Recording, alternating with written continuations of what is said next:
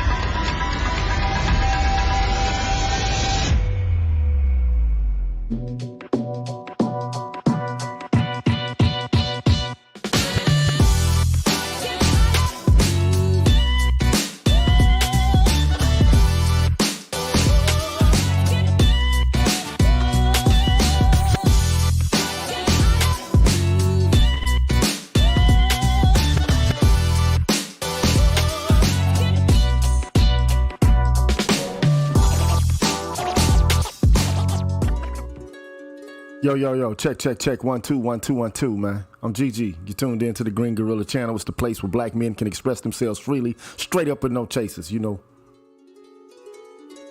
And before I get started, I want to say shout out to all the haters. I know I got some hate watchers out there, man. I hope y'all passing a good afternoon. If you're just not getting in, man, make sure you hit the like button, subscribe button, and the bell notification button so you can stay abreast of what's going on here on the Green Gorilla Channel. And like I always do, man, before I get things started, man, I want to give a shout out to all the members of the Green Gorilla Channel, man. The people who help me pay the bills, you feel me? So shout out to Broken Blade, Brotherly Love, Inherently Enthusiastic, Shadow Observer, Stefan, Jaztec, FA4L, Andre, Damian H, J. Cleveland Green, and Black Men Being Brutally Honest. Big up. Big up to Benga, Gerard Shelton, Hostile Adept, Timothy Blewett, Dardar, and Honest Look at the End. Roderick Jackson, Be About Peace and Pleasure, Cutting Up with the Jones, Void Be Free, and Zanko 1. Big up. Big up to Cornelius Bellamy, Sherlin Woe, Salty Balls, Mike Johnston, No Sleep, Toya, Devon Love Ridge, Timothy Blewett, Rais Moajid, Wild Bear 50, and Sunra 44. Big up. Big up Barnolas, big up BGS Ibmore, Mantis on Break, Like Vegas, Bimrock, Passport OG, Rasheed Barnes, Blacksword 404, Leon, Artisan MC, and Dub Will. Big up. Mr. Good Dad, Third Coast X, Michael Ross, 63rd Samurai, Ishmael Shamad, The Watcher, The Ruthless Heartless Revelator, Kill the Game, and Dr. Thunder. Big up, man. Jason Hales, Charles Finney, Interesting Thought, The Silent Warrior, Naomi Gary, The Toxic Black Masculinist, Pulpit 28, Larry R, Seth Son, Afro Truth TV, and Show Me. Big up, man. Big up Spain, man. Big up Seven Coast Dojo, Anthony Davis, I'm Just Jules, Ricky Dawson, True 7360, Mr. Me Too, Call for President, Gold Professor, AKs and Curtains, and H-Town. Big up. Rogish the Billmonger, Adrian Thomas, Electrician 480, D. Scott, Path Guy, Pete Rock, Aaron Peters, Vince Lindsay, Quiz the Poet, Black Wizard 80OS, and Troy Warren, man. Thank you so much. Mrs. KP Bailey, Alan Wiley, The Face, The Life of Commerce, AI Apostle, Jeffrey Speed, Marvin Battle Jr., Adam, Ignatz Mouse, and Dr. Tree 33. Big up. 77 Base X, Brian McMurray, K-Ron S, Charles Rogers, Rick Ross, Sandra Jean, Charles Gilmore, Greg, Barry Little, Mr. Valentino. Big up.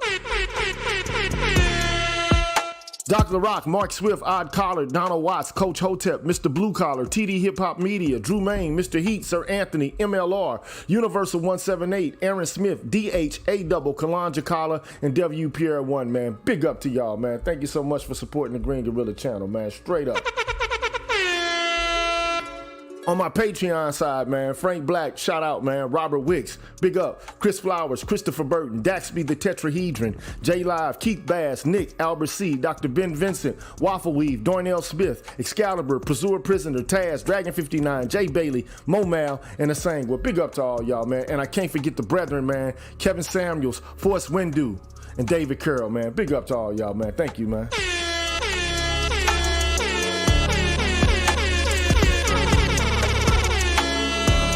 You deserve a round of applause, man. Thank you so much for supporting the Green Gorilla channel on an ongoing basis, man. I thank you. All of your memberships, man, and your subscriptions, man, they go a long way, man. They help me pay for StreamYard. They help me pay for Motion Array. They help me pay for, you know, the special effects and stuff that I do here, you know, which ain't all that special, but, you know, whatever it is that I'm doing, man, y'all help me to keep it going, man. And I appreciate your, you know, your contributions, your donations, and your moral support, man. I really and truly appreciate that, man. And if you're, you know, inquiring about how you can become a member of the Green Gorilla channel and help support, you know, what goes on here, man, here's how you do it, man. What's good, everybody? I'm the G with a PhD, and you're tuned in to the Green Gorilla channel, the place where black men can express themselves freely, straight up, no chaser. Today, I want to introduce you to my new membership program that consists of 5 levels where you can invest in the Green Gorilla channel on a monthly basis and receive level-specific perks. Memberships are special because they improve the quality of the content of the channel and will help me to be able to keep the channel going. Now, to participate in the Green Gorilla channel membership program, all you have to do is hit the join button, which is located right next to the subscribe button on my channel page. Now, for all of my subscribers who decide not to participate in my membership program, nothing will change. The content will keep coming the way it always has. Thanks for watching, and be careful out here, people. Bless. All right, man, you know who I am. I'm Gigi. You're tuned in to the Green Gorilla channel. It is the place where black men can express themselves freely, straight up with no chasers, man. And before I even get things started, I just want to let people know, just in case you're unaware, that the content of this channel is for mature audiences. Parental discretion is advised. Yeah, man, parental discretion is advised, man. You know, some of the things we say here might be a little off-putting. This is not a politically correct channel. We say whatever fuck we feel, however we feel it. And, you know, I guess this late-ass dude What's cracking, man? We got Mr. Late, man, in the house. What's cracking with you, man? Hey, man, what's going on? I don't even want to hear what the fuck, what the issue is, man. I'll talk to you behind the camera, you know what I'm saying? But BGS, boy, you should be able to, like, if you want to step in at any moment, you should be able to step in because you're part of my team, bro. You don't, like, all you got to do is go to StreamYard and go in. You should be able to get on. But let me do this, man. I'm going to email him anyway, man. You feel me? So I'm going to email BGS. Hold on. BGS. Compose. Hold on, I'm doing something. Hold on. Bam, there it is. You got it, BGS. You got it. BGS, the big homie. But anyway, man, how's your afternoon, man? How you doing, bro? You good? Yeah, I'm good, man. You know, everything is Swayze. You know, let me put on these headphones. Just walked up in here as you were getting it popping. I don't know. Let me turn this mic up. Let me turn it up. Let me turn it up. I don't know if you guys can hear me good. Maybe it's too loud now. No, you good, bro. I think that's a good decibel level right there. But thank you as always for coming by and doing this short bus show with me. You know, we rock all the time, so thank you. Appreciate your presence. But I do, before I get things started, I want to give a shout out to David White. Thank you so much for your kind and generous donation, sir. You deserve some honors for that, some fanfare.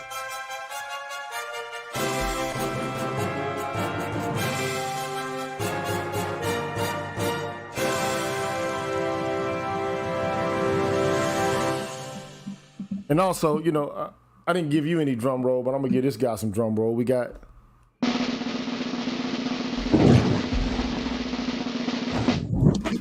the BGS in the house. Cracking with you, BGS. And I'm just here for backup, man. Just in case Marcus didn't finish. Man, just in case he got the drinking that.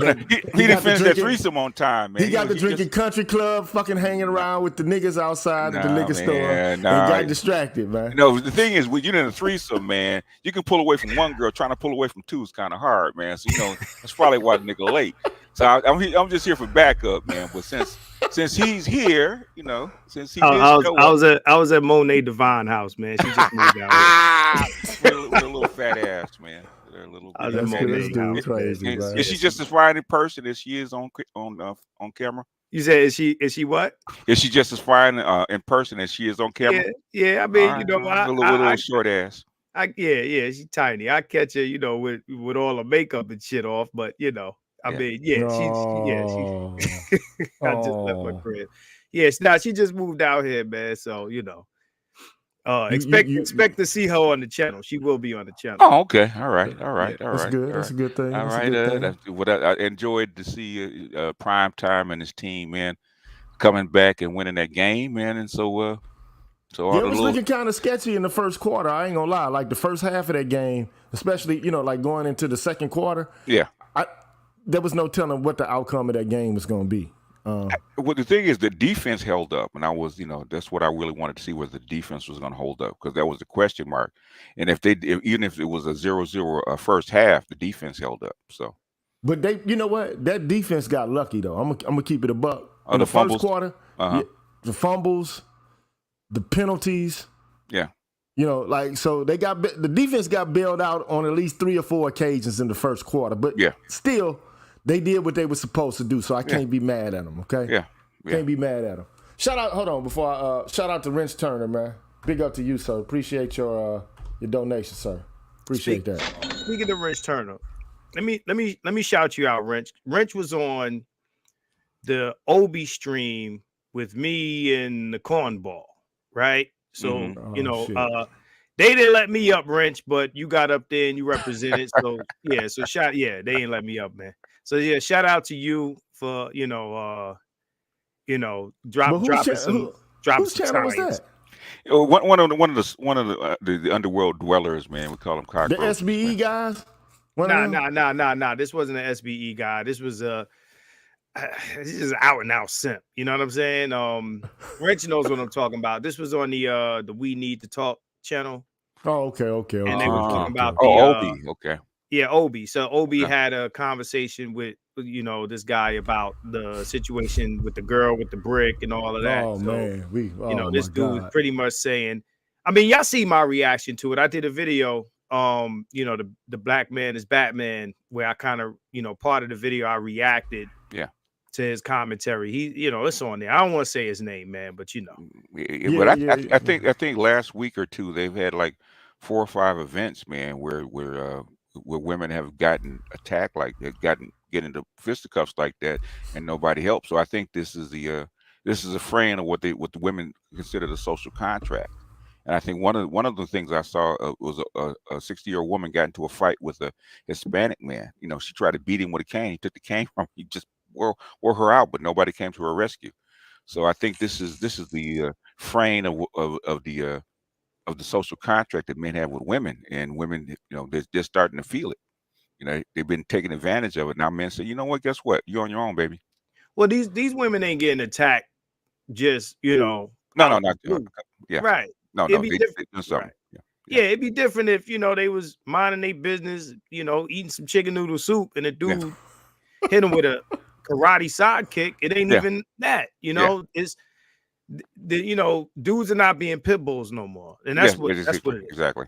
They're not being pit bulls. Yeah, exactly. And beyond that, look, I always say this: the 6 P's, man. Proper preparation prevents piss poor performance all the time, man. Yeah.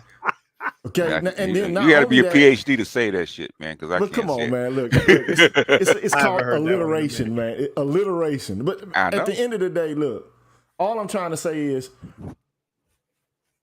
provocation can create conflicts, and provocation can create suboptimal outcomes. Put it that way. And so, if that's why I did the show I did, which kind of was, I guess, overkill because so many people had covered the topic and the discussion before. Mm-hmm. But you catch more flies with sugar than you do with vinegar. Okay, if you want to stay safe, stay incognito. Okay, don't be overbearing. Don't be confrontational. Don't be provocative. Mind your business. If you mind your business 9 times out of 10, people are going to look over you, okay? Right. You're going to fly under the radar. But if you know what they say about fools, right? Yeah. And what they love to do? Yeah. They love to perform, correct? Mm-hmm. Well, the fools rush in, right? Man, but I will say this. In relation to, and I mentioned this, it just seems to me like a lot of women, they believe that it is an unwritten rule that men are supposed to be self-sacrificial and to rush in and to bail them out of danger. But used to be. I don't even know if it used to be necessary. Okay, put it this way. Well, not necessary, but well, put it this way. Right. And there's an unwritten rule of chivalry amongst men and women that has come under tension contemporarily, owing to this whole notion of like men and women are equal. Okay, when there was this idea that we're separate but equal, not in the racial sense, but in a basic common sense understanding of like there's a difference biologically, not necessarily socially or cognitively, but there is a physical difference between men and women. Okay, and so maybe a lot of guys 50, 60 years ago would have been like, okay, well, I have to, this is my duty to attend to the needs and to save a woman who's in danger. Now guys are like, who gives a fuck about that shit? Like shit done changed. Shit done changed. Especially when you got women saying shit like, I don't need no man. I'm INDEPENDENT, and you niggas are dusty and crusty, and y'all nakers, and you know good, y'all trifling, right? Like guys are like tired of hearing that, man. Look, punks jump up to get beat down. He said, "Fools rush in, don't start none, won't be none."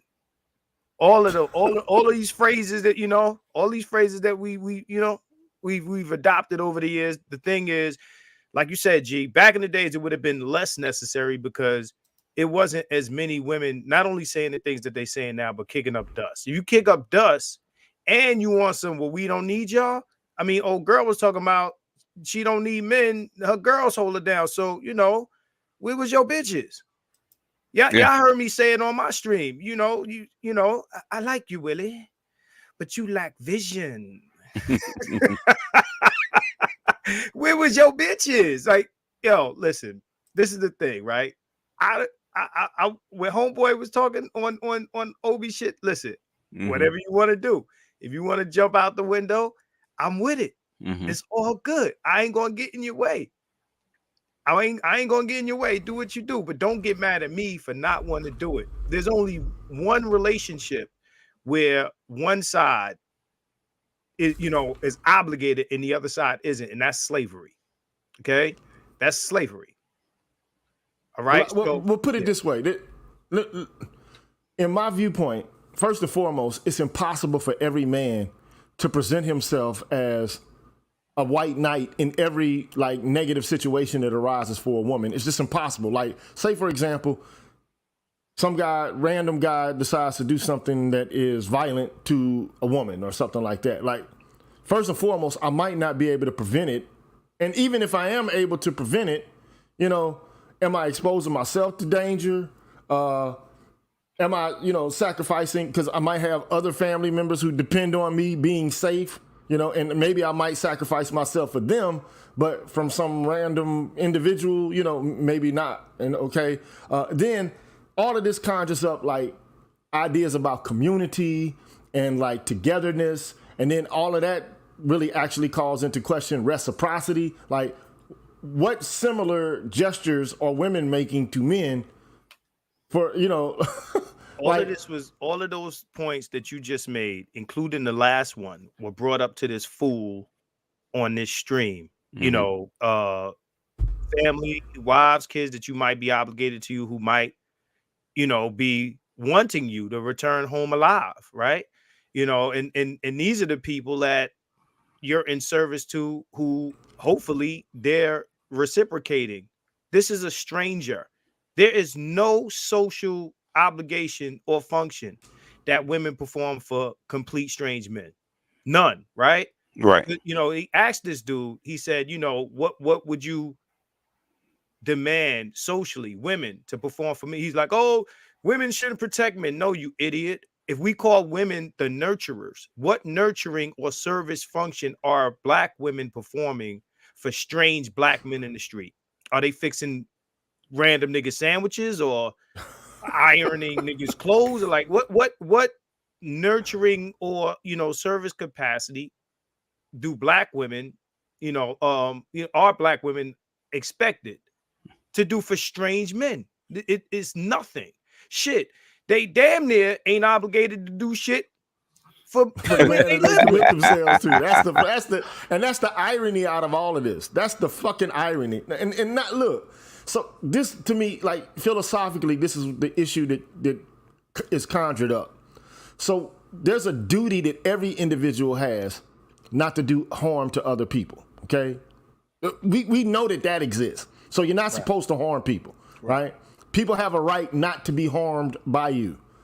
However, on the other hand, there's this concept in philosophy called the duty to rescue, okay, or obligation to rescue somebody who's in harm. Now, you can make the moral case that all things being equal, ceteris paribus, all other things being equal, that if it doesn't create any harm to you, then maybe perhaps you have some sort or inconvenience to you that maybe you should, help that individual out. Like, if nothing harmful is coming out of that to you, it doesn't put you at any disadvantage, okay? But typically though, one could argue, if I'm not responsible for placing you in a precarious position to begin with, that I really don't have a duty to drag you out of trouble. Okay? Now, I'm not saying that that's the moral position I have, because if a little old lady needs help crossing the street, I'm going to do it, man. You know what I'm saying? If I'm in a grocery store, I'm 6'3". If a lady says, can you grab this for me? I'm probably going to grab it, man. Right. I'm just being real. That's just what I will do. If I see two men fighting, more than likely, if it doesn't look too dangerous, I'll probably be like, man, y'all need to chill out, man. You know what I'm saying? Right. Just in general, that's just my disposition, okay? However, you can't demand, like, and this is the thing that's problematic to me about all of this. And I do have a part of the skit where she's, this woman is slapping a man, and then she goes to twerk and all of this, which I don't really understand the sequence of those events and what political kind of expression is supposed to be making. But I mean, at the end of the day, this is what I'll say. To me, the demand that black men operate under a duty to rescue miscellaneous black women it conjures up imagery of lynch logic to me, where white men, at the beck and call of a white woman, are supposed to come and ensure, like, to form some ad hoc posse comitatus and to, basically lynch a nigga for doing something that puts a white woman in danger, okay? That's what it conjures, to me, that's what it seems like. That women are demanding, black women are demanding from us. It's not seen, bro. It is. Okay? But shout out to, hold on, I got to shout out Mr. Heat, man. Thank you so much, man. I appreciate that, man. I got to give him my honors, man. You know what I'm saying? No doubt.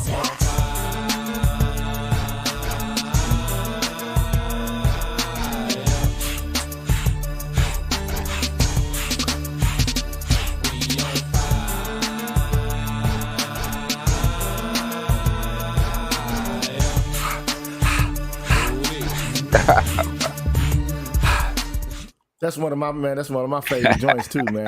The Hot Boys, right? Back in the day. But anyway, thank you, Mr. Heat. Appreciate that donation, sir. Appreciate you. Straight up, honors to all you do, man. But it conjures, like you were saying, to me it conjures up like the kind of duty that's associated with Klan activity, man. Like, you want black men to be like the fucking Klan and to lynch people who pose harm to women. And I think that only in the United States do you hear this kind of, this kind of demand, or this, only are we posed with this kind of obligation. And given the history of slavery and the history of how black men have been treated in this country, it's to me, it's almost like a slap in the face. It's saying, you can't protect us like white men protected white women. And you don't never do, it's like it's like an Erykah Badu record. You never do nothing for me, Tyrone. It ain't even about harm, though. It's at whim. Right? Yeah. Will Smith, multimillionaire, slapped a man on television because his wife made a face at him. So this ain't even about just harm or, dig this, right? Duty. You said the word duty, like it's a must. Yeah. Like you're entitled to this service. Like it is your right. Again, what we're saying is, G said, hey, look, I will assist, aid, at my discretion. At my discretion, if I choose to. It is a privilege. It is not a right.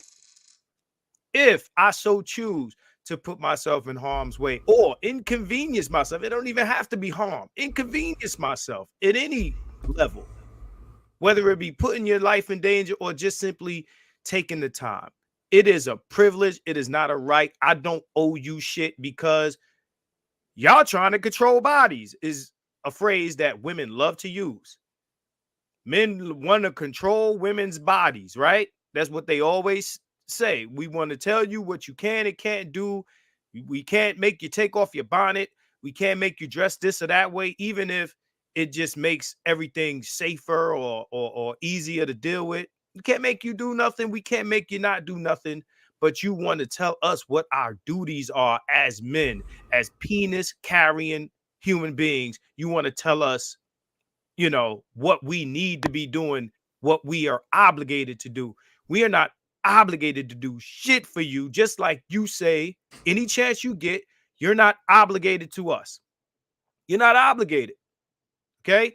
This ain't the shit that comes with, how, when you get divorced from these chicks, they still getting money from you. You still obligated to them, even though they left the relationship. This ain't that. This ain't that. These women want all the amenities that come from a relationship without the obligation. You get nothing, especially if you're, antagonizing these situations, especially. That's the biggest issue. That's the Right. biggest issue. But before, I'm like you, I'll help, but hell no. But go ahead, bro. But one of the things we got to do, we got to get the show on the road. Shout out to Mr. Tolbert, man. Appreciate your donation, sir. Appreciate that. Ching ching. Appreciate that. Also, shout out to the brother who hit me up on the Cash App, man. I want to make sure I get his name correct. Better come correct. Kevin Lewis, shout out to you. Corbett Goodwin, shout out to you. Milton Patton, shout out to you, man. Appreciate y'all. Okay? So let's get this show on the road, man. I'm already big. Not because I believe that I'm a bigger figure than either one of you, okay? But only because I want the screen to be big so when we start showing these video clips, everybody can see them, okay? So having said that, man, let's just go ahead and get started. BGS, if you want to drop out, you can. I don't want you to because I really enjoy your input. Yeah, I'll stay for a few minutes. A few minutes. Because when BGS is gone, he don't say shit. He just be gone. I'm like, man, that motherfucker like Kaiser Soze or something, man. You can see the smoke bomb when I drop it, man. Man, that dude like a fucking ninja, man. He just 1 minute he's there, and poof, and next poof. Be gone, like, God damn, BGS, what did I do, man? Did I piss him off or something? I ran him off? What the fuck? The black man is Batman. Yeah, man. You look around and don't hear nothing, man. Just turn around. Oh, where'd he go? Who was that masked man?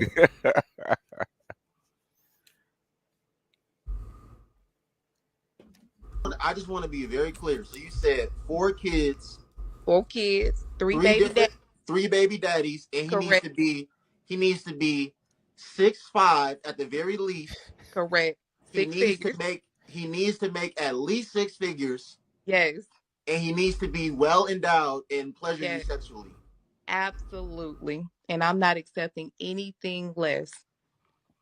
Anything less. And I mean, I'm just saying, when I think it's really about what you believe. I think it's about what you allow into your mind, because if you are constantly hearing people saying you shouldn't have expectations or nobody's going to want you because you got kids or all these baby daddies, I think people start to believe that. I mean, I don't know. I believe that. The manifest crew, huh? Man, let me say this, man. Look, I want you to think about this shit, right?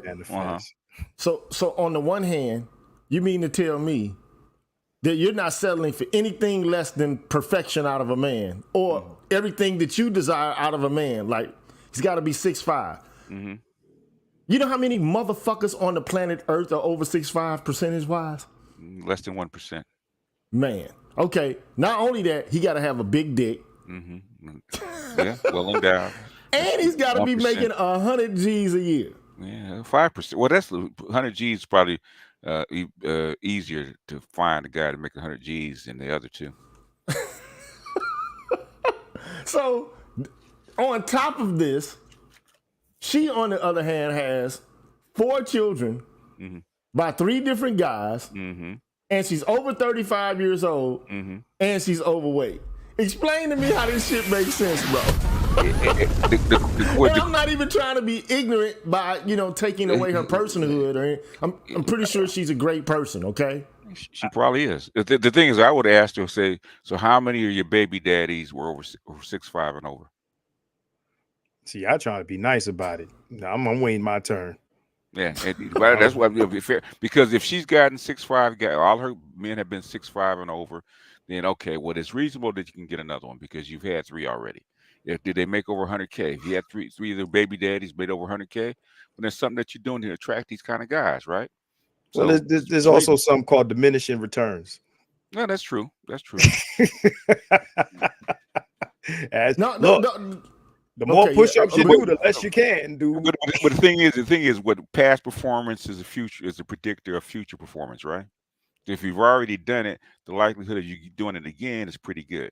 That's why I always ask. No, I got you. but there's also diminishing returns. You ain't the same woman when you picked up that first guy, then on this third, fourth go round. You understand what I'm saying? So, when you picked up that first 6 foot, 6-figure guy, you was the slim, in shape girl with no kids. Now you're the overweight woman with 3 kids. There's diminishing returns. You understand where I'm coming from? I totally, the mileage. Yeah. Right. I totally understand where you're coming from. I do, but there's the effect of diminishing returns. Right. Yeah, but most chicks like this, none of the men she's ever been with made over 50 grand, and they're probably all right around 5'8". That's what I'm saying. Like, why does your husband have to be a fucking Superman? But the nigga that you gave the pussy up to, let's be frank about this, just some regular ass, dirty, grimy ass dude. Cut it in.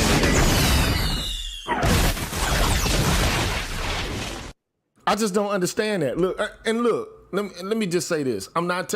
Everyone is entitled to have their own standards be met in terms of who they will accept and who they won't in a relationship. Correct?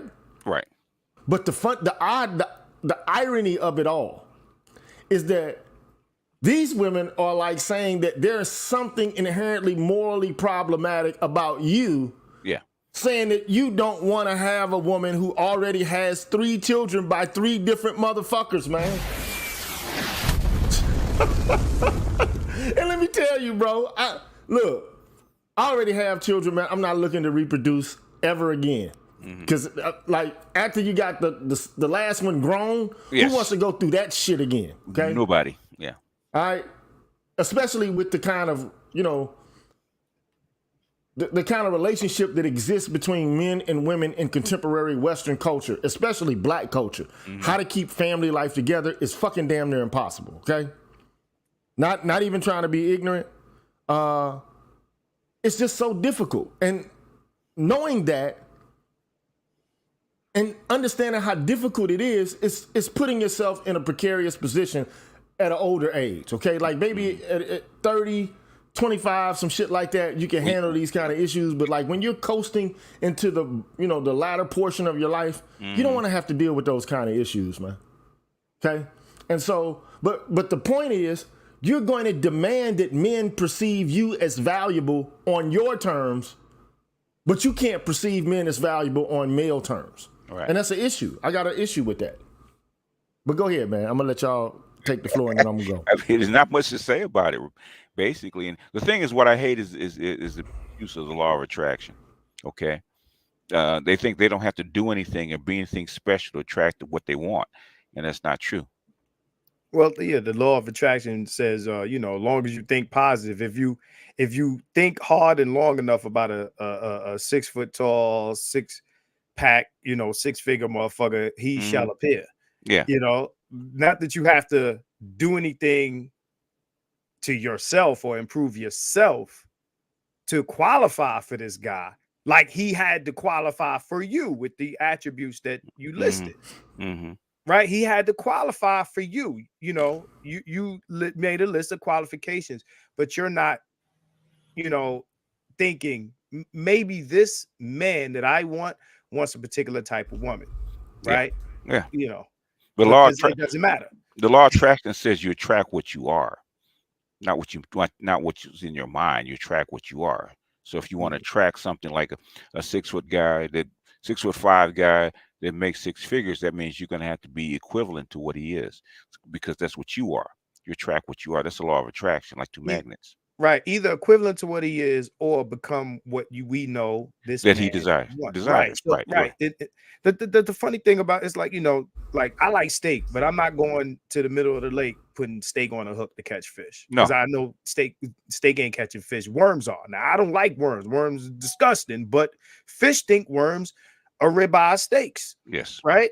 So that's how you catch fish. The bait. We all, men and women, know what the other is attracted to, right? And the ones that refuse, and BGS, we've been going through this the past few weeks with guys, right? With these game conversations and stuff like that. Oh yeah. There's this resistance to, put some of these things on your resume right? In the same way that you would look for a job. Yeah. There's this resistance. I shouldn't have to. I shouldn't have to do that. You should be a doctor, but without the MD degree, right? Just cause, right? No, that's not how it works.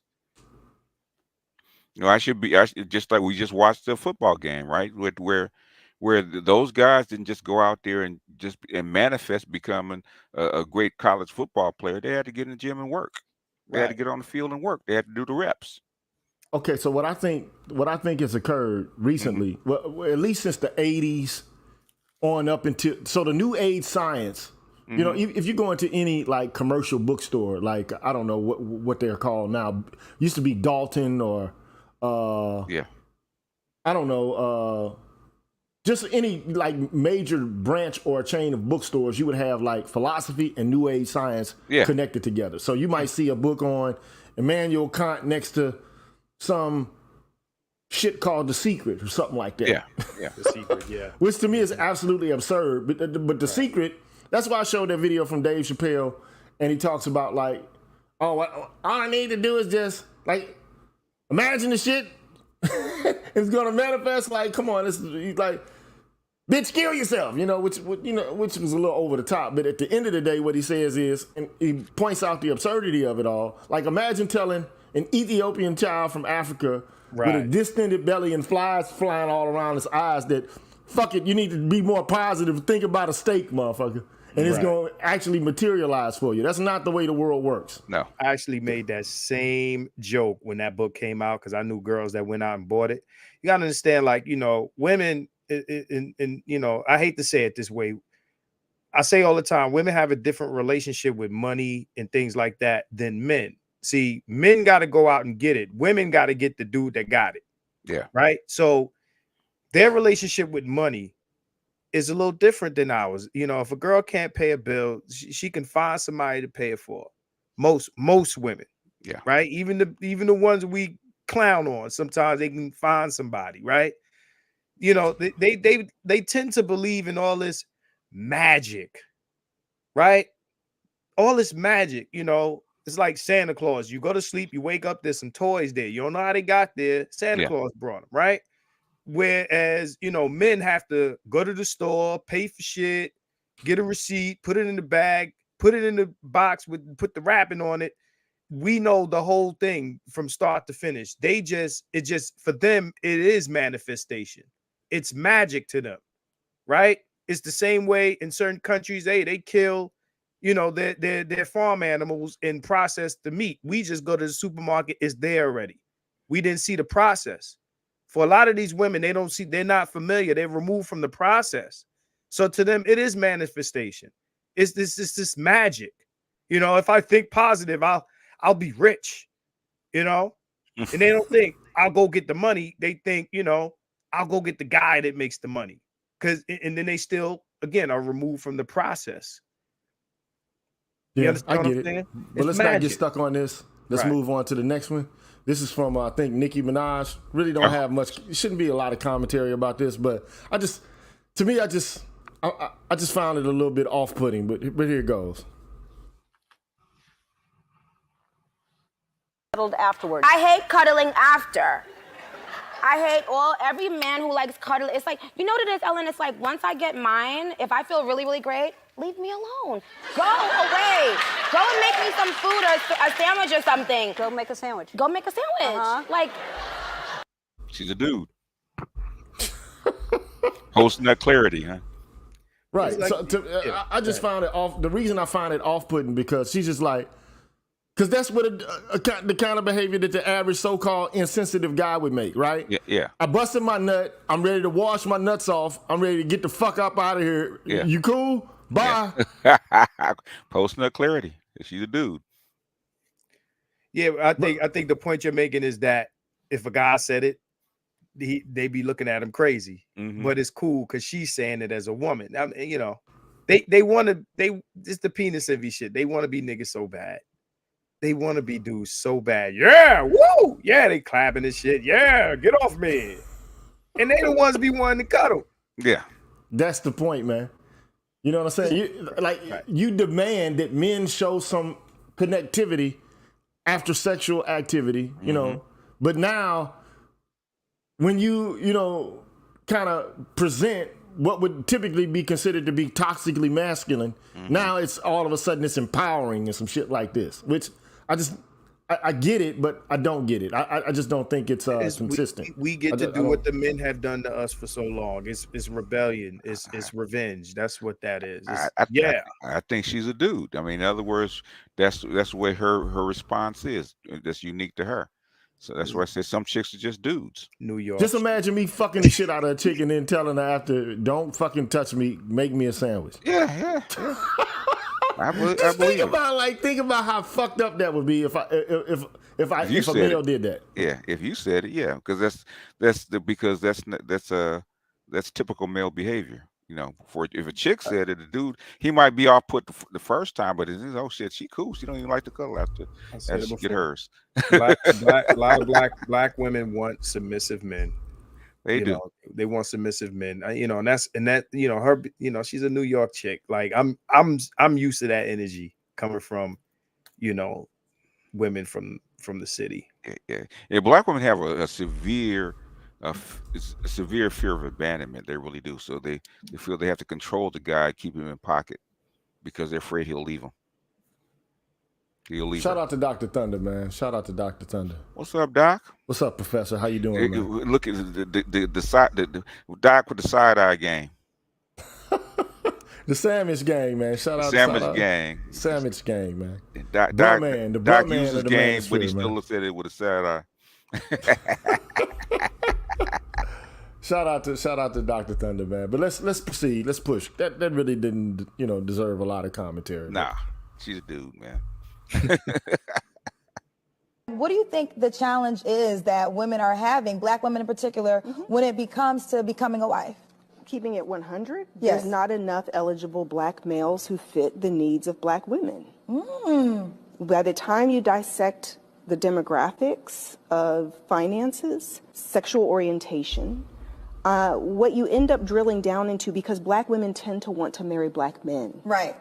So black women are excelling. They're getting accelerated degrees, graduate degrees, doctorate degrees. They're starting businesses.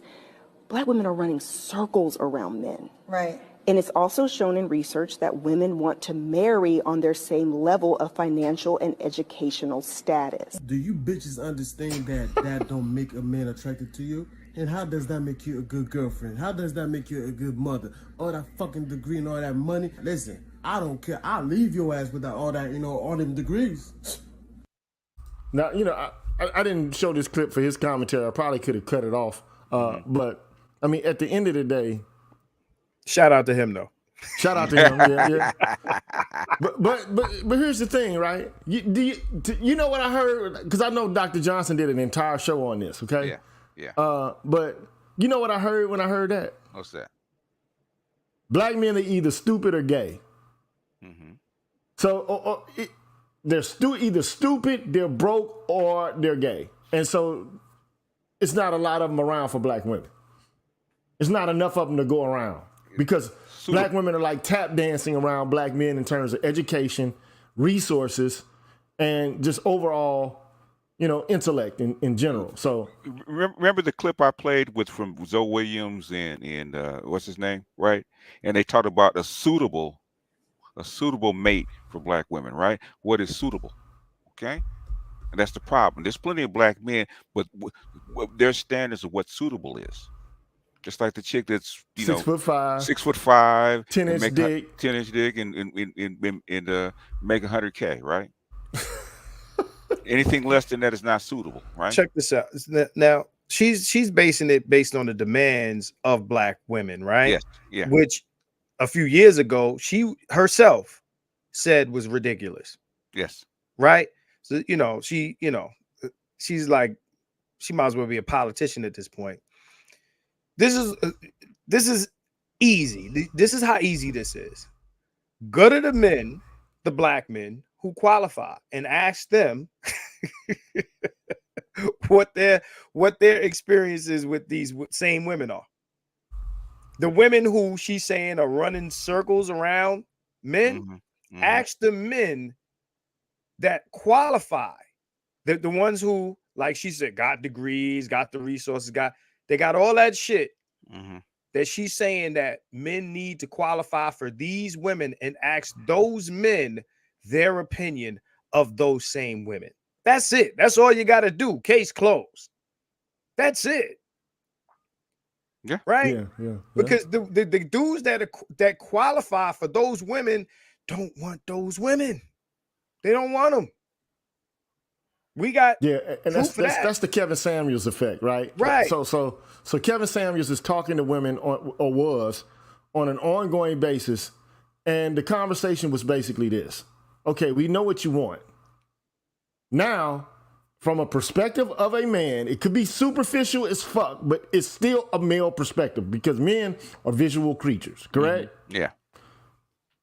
If you are at the top tier and you are considered to be what women find desirable, then that means that your options are going to be as selective, perhaps maybe, as the woman who was saying that she demands a 6'5", 100K earner with blah, blah, blah, blah, blah. Okay. So if you're that guy, then you're like, well, I want,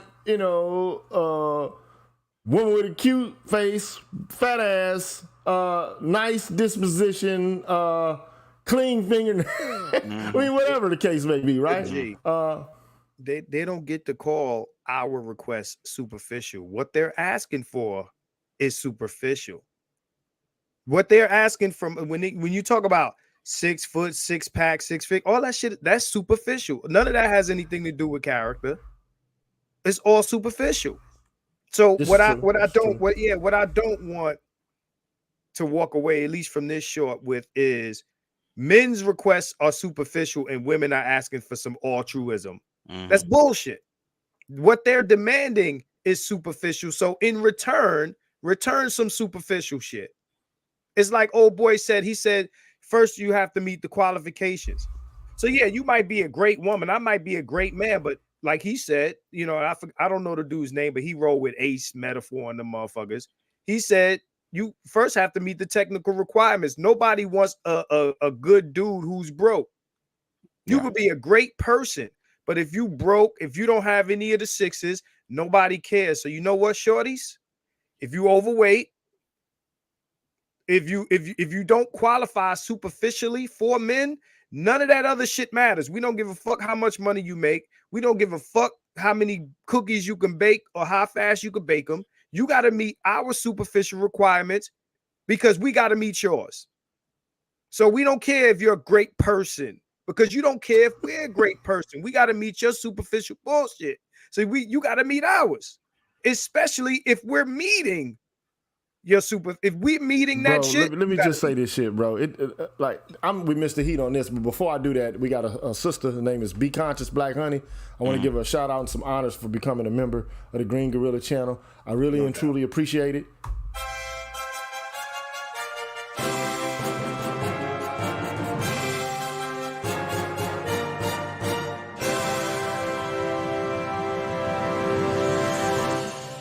Thank you for becoming a member of the Green Gorilla channel and contributing or pledging to contribute on an ongoing basis. You help me to keep things going here. I really and truly want to give you some honors for that. I didn't mean to hit the button twice. But having said that, shout out also to Mr. Tolbert. He says, going to the point of asking high-value men what he wants. Some men in the KS, which is, I'm assuming, the Kevin Samuels group, the mix have said the women in the group don't measure up. I've heard that. Yeah.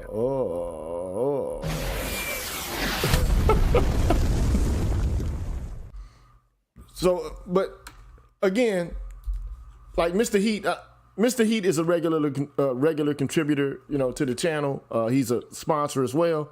He says Marcus is 100% right. He's not bragging, but he meets all of these women's criteria, but he's yet to find one that, he finds suitable for himself, okay? So the problem is it's not just that women can't find men, but men can't find the women that they want as well. Right. Okay? So it's not just women out there who can't find the criteria they want. There are men out there also not able to find the criteria that they want. And why? And I think, Marcus is basically ultimate, and I think he's correct in this. Why is it that your criteria is, the criteria that should be the standard, whereas men's criteria is perceived as something that is, superficial and non-significant, but their criteria is uber significant and paramount and important. So, but it's all superficial. They are the prize, aren't they? They say so. Let's keep pushing though. Let's keep pushing, man. Let's keep pushing. Coke is it. You ain't shit. I can't take you nowhere. You'll get a lot of hate for if you say it out loud. If there wasn't government assistance, there'd be a lot more deadbeat mothers than there are deadbeat fathers. Ooh, that's true. That's Wait, fact. you got to roll that one back. Real quick, I'm gonna roll it back. Okay, let me see if I can get this going here, man. Watch. I gotta do this. I gotta.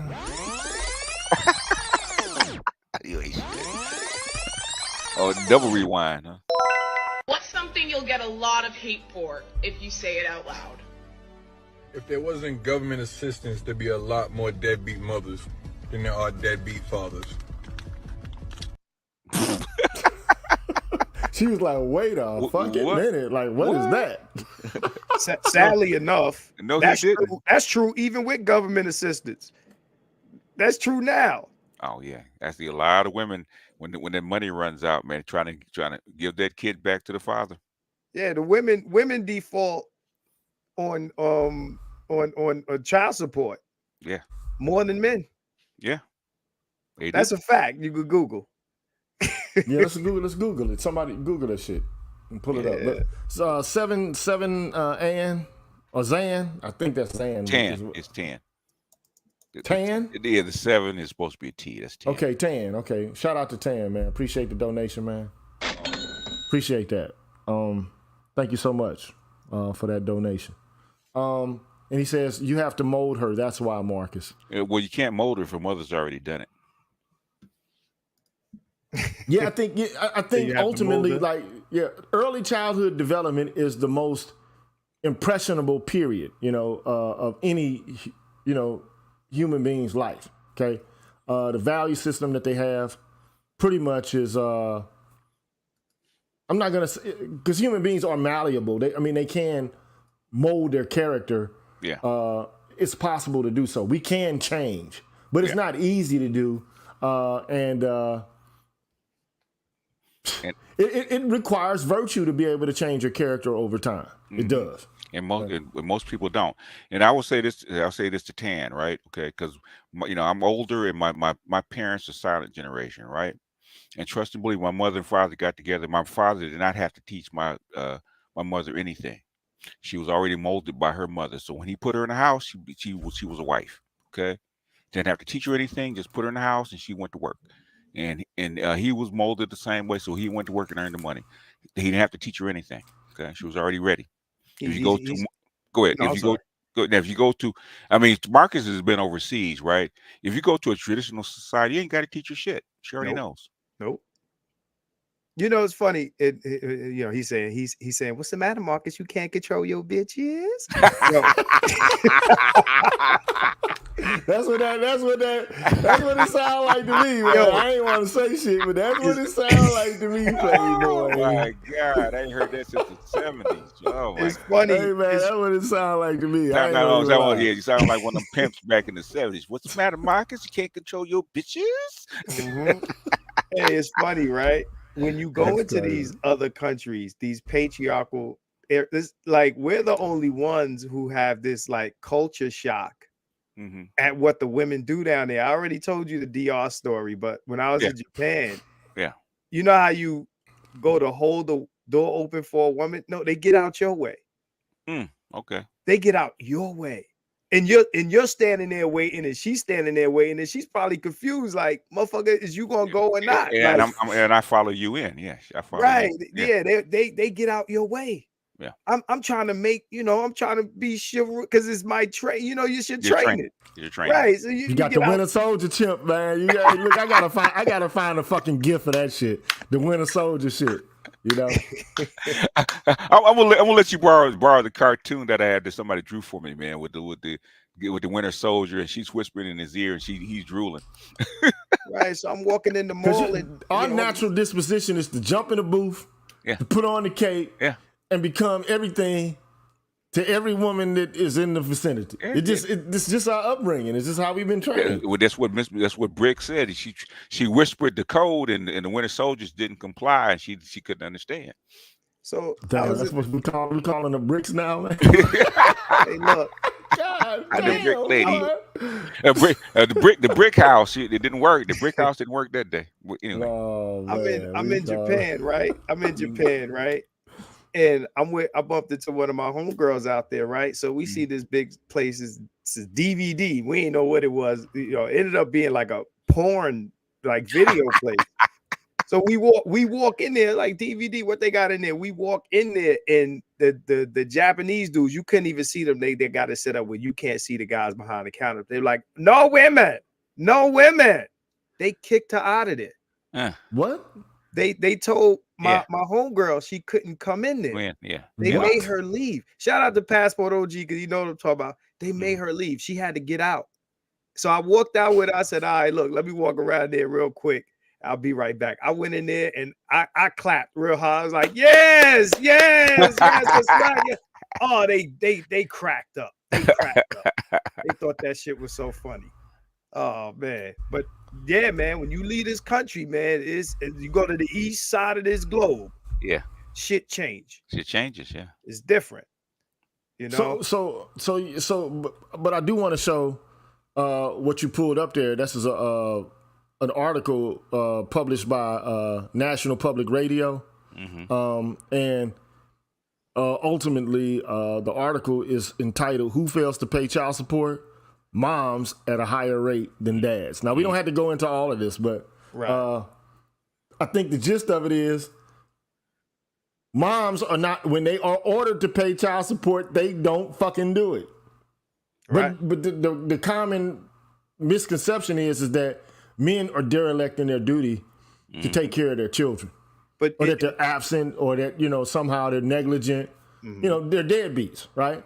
Right. But in reality, if you look at what's transpiring, is quite the converse. Okay, not to say that moms don't take care of their kids at all. That's not it. That's not it. But when required, let me just say this: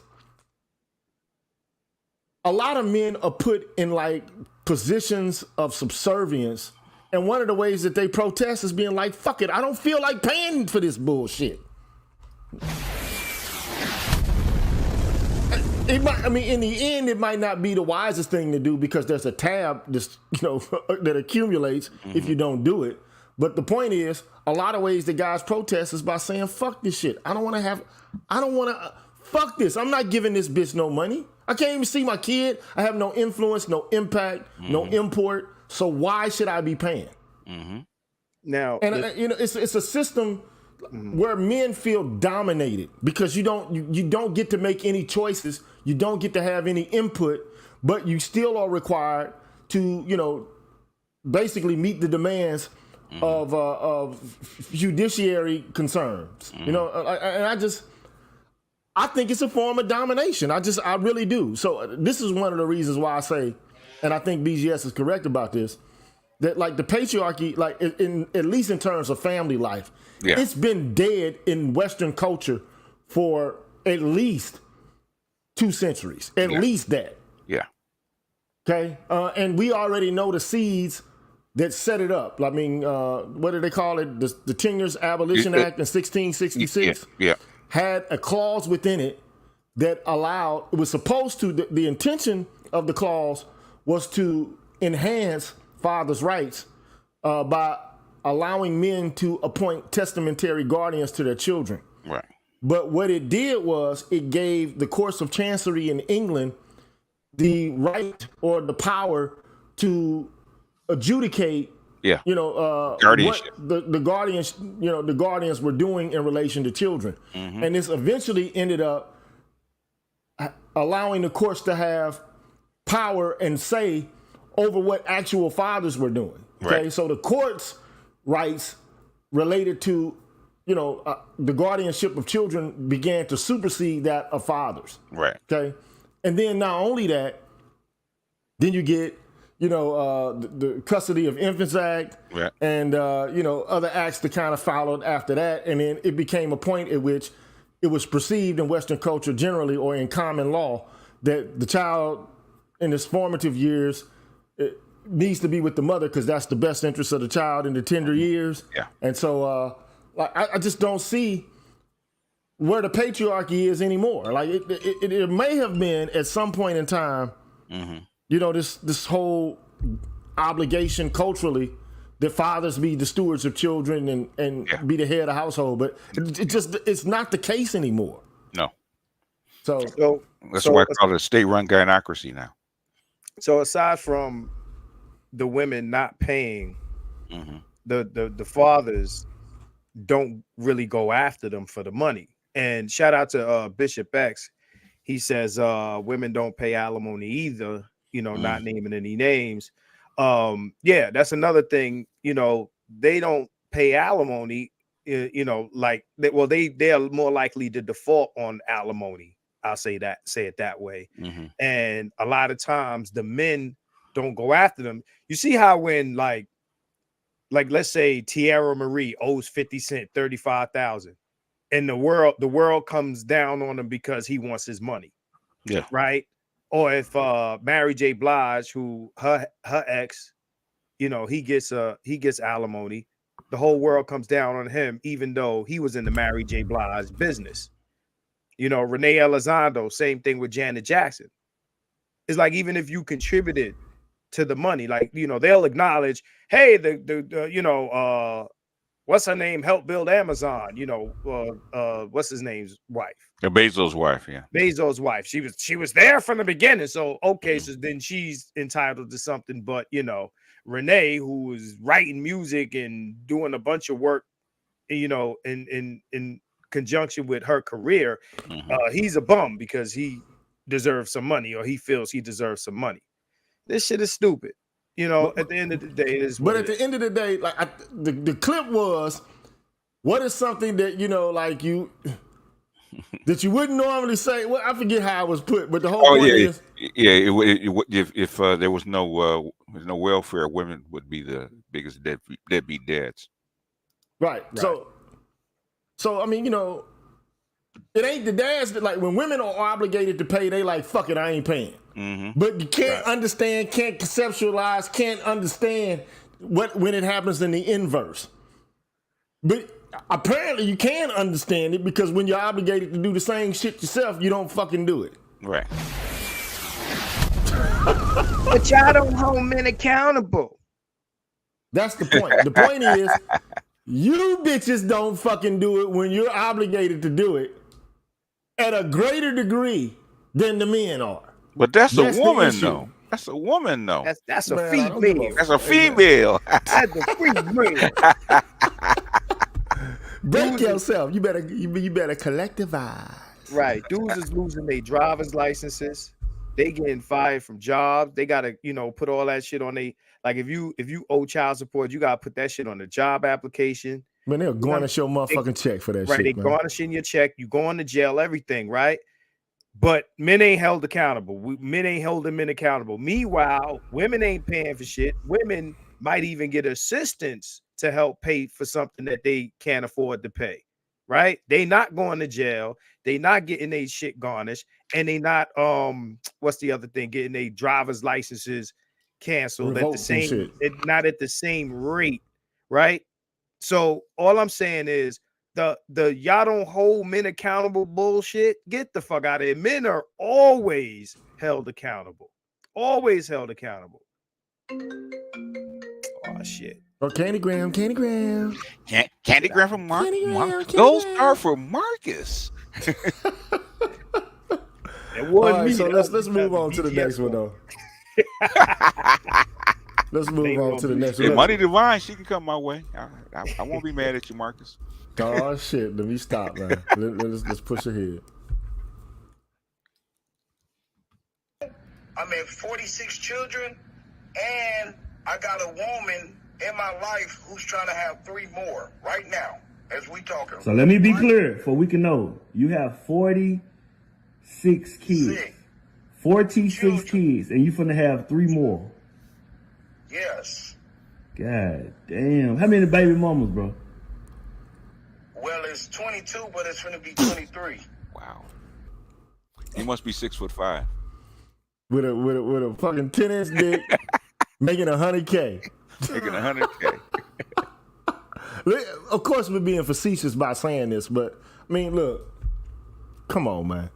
I think that's just an irresponsible reproductive strategy. In my viewpoint, I think that's you sired too many children. Yeah, but that's just my opinion. When I saw that, I wrote next to it, like, I know, motherfucker, I know you're not paying for all them goddamn kids, man. I know you are not paying for 43 kids, bro. No way, man. She hate me. There's no fucking way, man. That guy there. I can't speak to Future or no shit like that. Is his last name Bank, first name Sperm? I'm about to say, you sound like she hate me. Remember that she hate me? yeah, she hate me. Yeah, she hate me shit. Hey, look, shout out to Mississippi Delta guy. I ain't seen you in a minute. Shout out to Mississippi Delta guy. I gotta honor him as well, man. Look. How about them Buffaloes, Mississippi? Yeah. Now I got something special for Mississippi Delta guy, man. Hold on. Down from the M-I, crooked letter I, crooked letter I, humpback guy, said, bitch, I'm a demon, just look in my eyes, you don't wanna die, chopper gon' blow in this motherfucker fire, I told my nigga, let's go and let's ride, nigga won't play and that motherfucker died, cause I'm from the M-I, crooked letter I, crooked letter I, humpback guy, said, bitch, I'm a demon, just look in my eyes, say, I'm down the ride, chopper gon' blow in this motherfucker fire, pussy you play, motherfucker, you die, that's on the gang and that's on the gas, pussy you play, watch that motherfucker ride. Yeah, that's my tag for Mississippi Delta. I like that song though. That's a dope ass song. He said pussy in that short pussy. Hey man, it's just I never heard that song. I was like song with Mississippi in it, and I heard that hook. I said that's a dope ass fucking. It's just fire. Went hard. Quick letter. Look at Mississippi Delta says, wow, like you did that for me? Shit, head damn right I did that for you. Shit. I see red, motherfucker, I'm going in. Now, I might not do that if you donate red for the first time, but if you done it before, right. Or maybe if you done it with some frequency before, I got a tag for you. It is what it is. You know what I'm saying? Shout out to Corbett. Yeah, shout out to Spike Lee Corbett, no doubt. Yeah, that shit is fire though. He said that shit fire. That shit fire right there. That was funny as hell, man. I like that though. Yeah. So I'm trying to show honest to the people to show me honor. You feel me? So appreciate that, Mississippi Delta guy. Appreciate that. So let's move on to the next one, man. Fuck it. Let's go. Somebody gotta say it, and I be the bitch to say it, fellas. You wanna know why you black queens is choosing these white men? I'm motherfucking tell you. See, a lot of black men have a lack of ability to see the greatness in the black woman. They view us in a fucked up light. You know why? Because they motherfucking mamas was fucked up. They get mad at us for seeing the potential in them. Like, nigga, you're great, nigga. But no, they think it's nagging. Then the black bitch go get a white nigga. This motherfucking kissing toes, bowing down, buying houses on the first day. He's addressing that black queen as a motherfucking queen. He actually listens to what the fuck she got to say. He take heed of her fucking interests. He don't tell her, oh, that's a dumbass idea. I'm just a narcissist, and no, you're not gonna be great. Instead, he pours into her because he knows having her is fucking valuable. Nigga, your value just went up with a black bitch. They fucking worship us, but don't shoot the messenger. Damn, they don't need to be with us then, man. Shoot, yeah, they need and the white male delegation has said that is a lie. white men will tell you they don't know what the fuck these women are talking about. Where they talk about white men are buying houses on the first date. I didn't see you open the. I didn't see you open the envelope though. Look, man, she said she was like, a white man on the first date to buy a motherfucker a house. Like, come on, bro. Like, damn. White, I would rock with that shit. If I dated a white woman and she bought me a house on the first date, I'm rocking with that motherfucker. I'm straight. Where do I sign up? Shit, I'd be like, can I come too? Shit, you know what I'm saying? Like, what's cracking? Adopt a nigga. Yeah, I'm sorry, man. We gotta have some white men on these panels, man, so they can, like, what? Hell no. Fuck that, man. I think this is a reaction to Passport Bros, though. Like, if you really want to be honest, I think it's like, like, first and foremost, it just must be stated that, like, most people date within race, as opposed to outside of it. That's true for black men and black women. Okay. Well, black people. I said mostly. I'm not saying that there isn't any deviation from the norm and who doesn't deviate the most. All I'm saying is that typically people date within the context, except for maybe Asian women or some shit like that. That's where I was going. But the number one woman outside of white that white men choose is Asian. Right.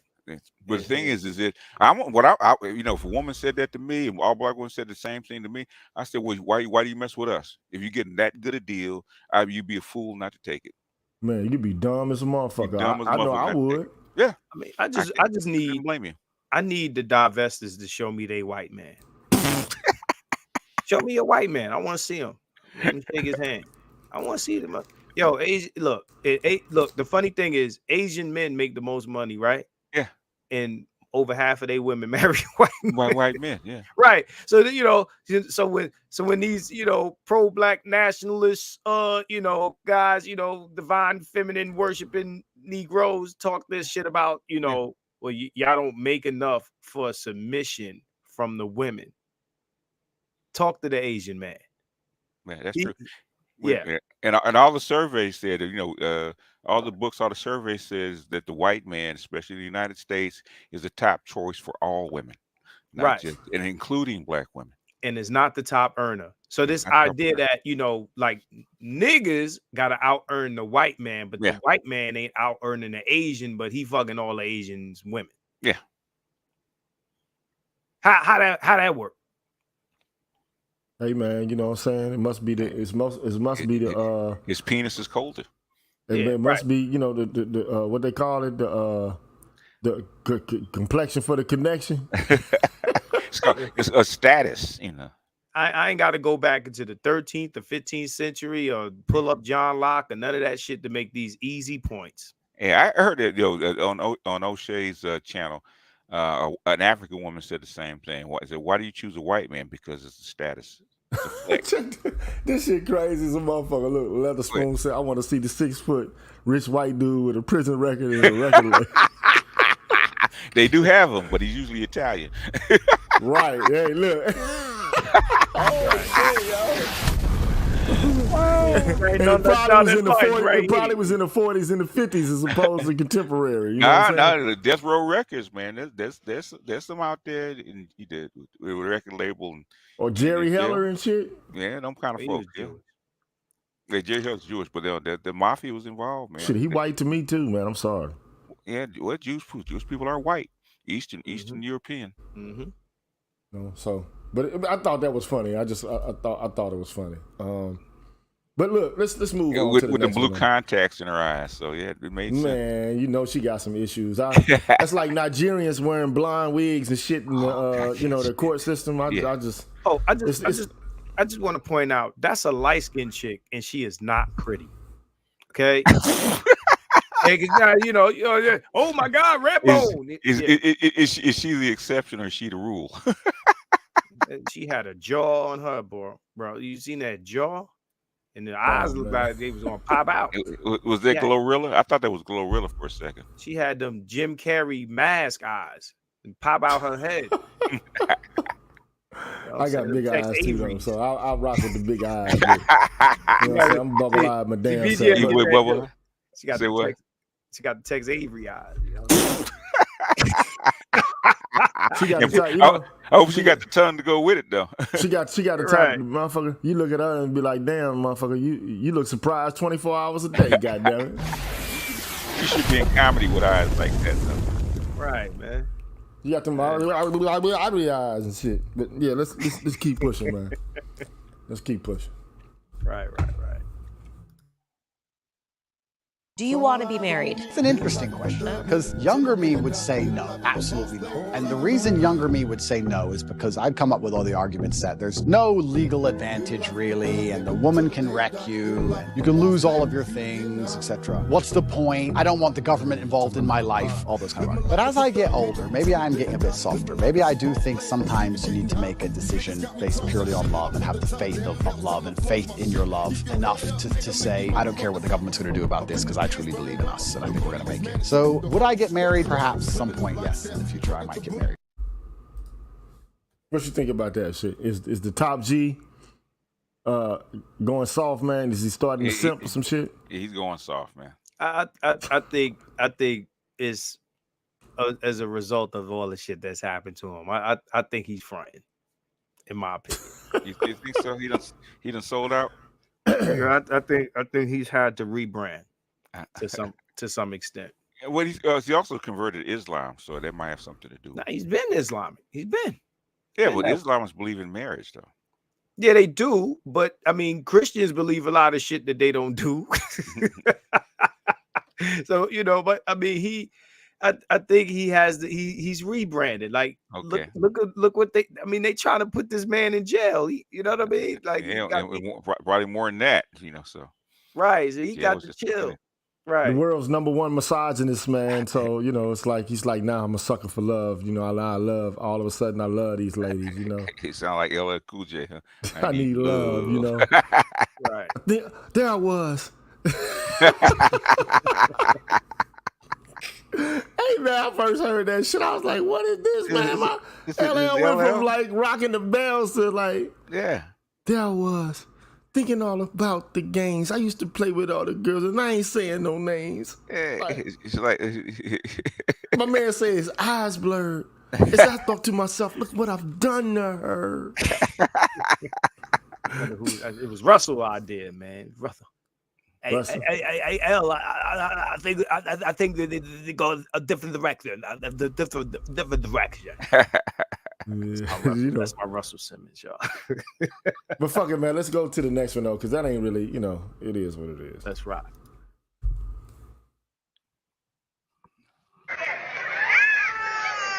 Oh, there she go. He's a brick. And this is why I can never get behind believe all women. This is why I can never get behind protect all women, because we don't know what that woman has. That's it. All I'm saying is, you know, she dropped it like it was hot. You know what I'm saying? Yeah, she got it like that though. She got a fat ass. I was like, damn, I'm saying, shorty got an ass. Oh yeah, she got it.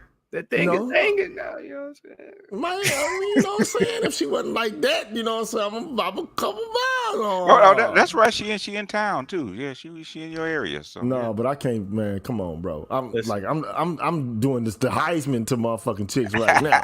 Heisman Trophy, baby. I'm a stiff on them. You know what's odd? Yesterday, man, a chick came to my house, man. I told her, don't ever pop up over my house unannounced. Ever. Don't ever do it. She came here one time. I don't know what the circumstances were where I let her come to my house that one time, but ever since then, she feels like she's entitled to come by this motherfucker anytime she fucking feels like it. Yeah. And if a man were to do some shit like that, then the police would be involved. This motherfucker, one day, I didn't answer the fucking door or whatever. She knocked on the neighbor's fucking door. Wow. Like, come on. So. Yeah. I hadn't seen this chick in 4 years.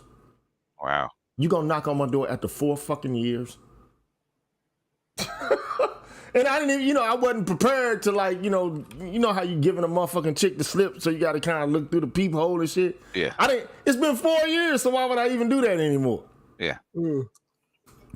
Here come this here this chick is. I'm like, man, ain't this some shit? I own you, Negro. Then go ahead. The shit that this chick did, bro, like touching my arms and like rubbing on my chest and shit. Like, imagine me coming to a chick house I ain't seen that told me don't pop up over my shit in 4 years, and when I did, I started rubbing on her ass, man. I have done that, but yeah. But I'm not saying look. It's one thing if the chick tell you don't come to my shit, I ain't going. Yes, true. That's me. I'm not fucking with no chick that telling me don't do this. Don't you say don't? I'm peace. I'm outie. Yeah. But it's just the double standard, bro. You know what I'm saying? It's the double standard. And then that winter chip soldier, because niggas do not really actually want to see women really go to jail and shit like that, bro. So we get, we kind of like treat them like with the kid gloves and shit. You know what I'm saying? Whereas they come with like 100% with the bullshit. So did you have to perform to get rid of her? No, hell no. No, sir. No. I just told the chick, man, look, because a car started idling or some shit like that. I was like, you better go get in your car and check that shit out. When she did, I just closed the door. I'll let you. So who you fucking with now? You still fucking with this girl? Man, that ain't your business, man. And ain't, it is what it is. So I need to ask both of you a question. Yes, sir. Now, in reference to the woman that we just saw drop it like it's hot. Yeah. Now, Gigi is saying, hey, don't be showing up to my crib unannounced, right? Yeah. Yeah. Now, G, that woman that we just the Somali chick, would you talk to her with that energy? I'm just asking. Sir. No, okay, no, sir. I just want to clear that up, because what I said on my stream that I did a few days ago, which not too many people are talking about, is the nigga hit this chick with a brick. Yeah. He hit her with a brick. Yeah. And yeah, her face swell up, but she ain't bleed. She wasn't knocked unconscious. Do you understand what I'm getting at here, sir? She got hit with a brick. She got a hell of a jawline. Yeah. She got a hell of a skull. She got hit with a brick, sir. Like, listen, the brick is as hard as brass knuckles.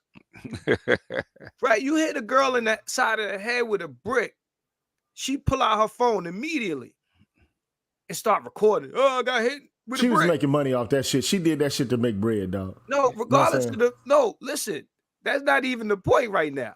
She took that shot. That's what he took. Yeah, she took the hit. Yeah. Now imagine, there's boxers that used to put shit in their gloves, right? And she took the shit in their gloves without the glove, and was still standing. Yo, yeah, how I can't many hear you niggas no more, Marcus. Did you stop talking? Huh? Still talking? No, can you hear us? Oh, I can hear y'all. I can Marcus. hear y'all. Yeah, y'all can't hear me. Yeah, I can hear you. I can hear you. Oh, he can't hear me? I don't think I can hear you now. Okay. Oh, there okay. To y'all two in the chat, how many niggas y'all know could take a brick to the side of the face and remain on their feet? I'm stunned. I don't know any. Now, and I'm with some of the guys in the chat. Either she lying or she's a fucking mutant. I vote for mutant. so look, I don't think that. I don't know what the circumstances surrounding that chick are, but this is what I will say. I showed that because all I'm saying is, in one of her. Okay, so look, I can show you better than I can tell you. This is what the woman says. Okay, this is literally what she said. I ever done to anybody in my life to deserve this? I never did anything in my life. You never done anything in your life. She has done nothing in her life but walk up to random white dudes and smack the shit out of them and shit. Yeah, wag. You hear some girl say that's a big butt. Never get behind, believe all women. This is why I can never get behind, protect all women, because we don't know what that woman has. Listen, they building these women different. You got Megan Thee Stallion get shot in the foot and still walking red carpets. And this chick taking bricks to the side of the face and remaining conscious. These women is built with a different type of adamantium skeleton shit. Like this is some other shit here. And I don't think motherfuckers is recognizing the magnitude of what I'm the saying. only thing I'm saying is this, man. Look, this is part of the proper preparation prevents piss poor performance or being subjected to harm yourself. Like if you have the right disposition, I'm not saying there aren't instances where innocent people don't get caught into bullshit, because it does happen. Okay. Right. But let's just be fucking honest here, okay? This is not a type of woman who's wholesome and pure and staying out of trouble, man. This lady is a fucking problem, man. Yeah. I mean, it just is what it is. This woman is a fucking problem, bro. Okay? It just is what it is. Like, if you want to stay out of trouble, you can find a way to do so. But if you're walking around with the kind of energy, like you slapping random white dudes, like this is for the oppression and the patriarchy.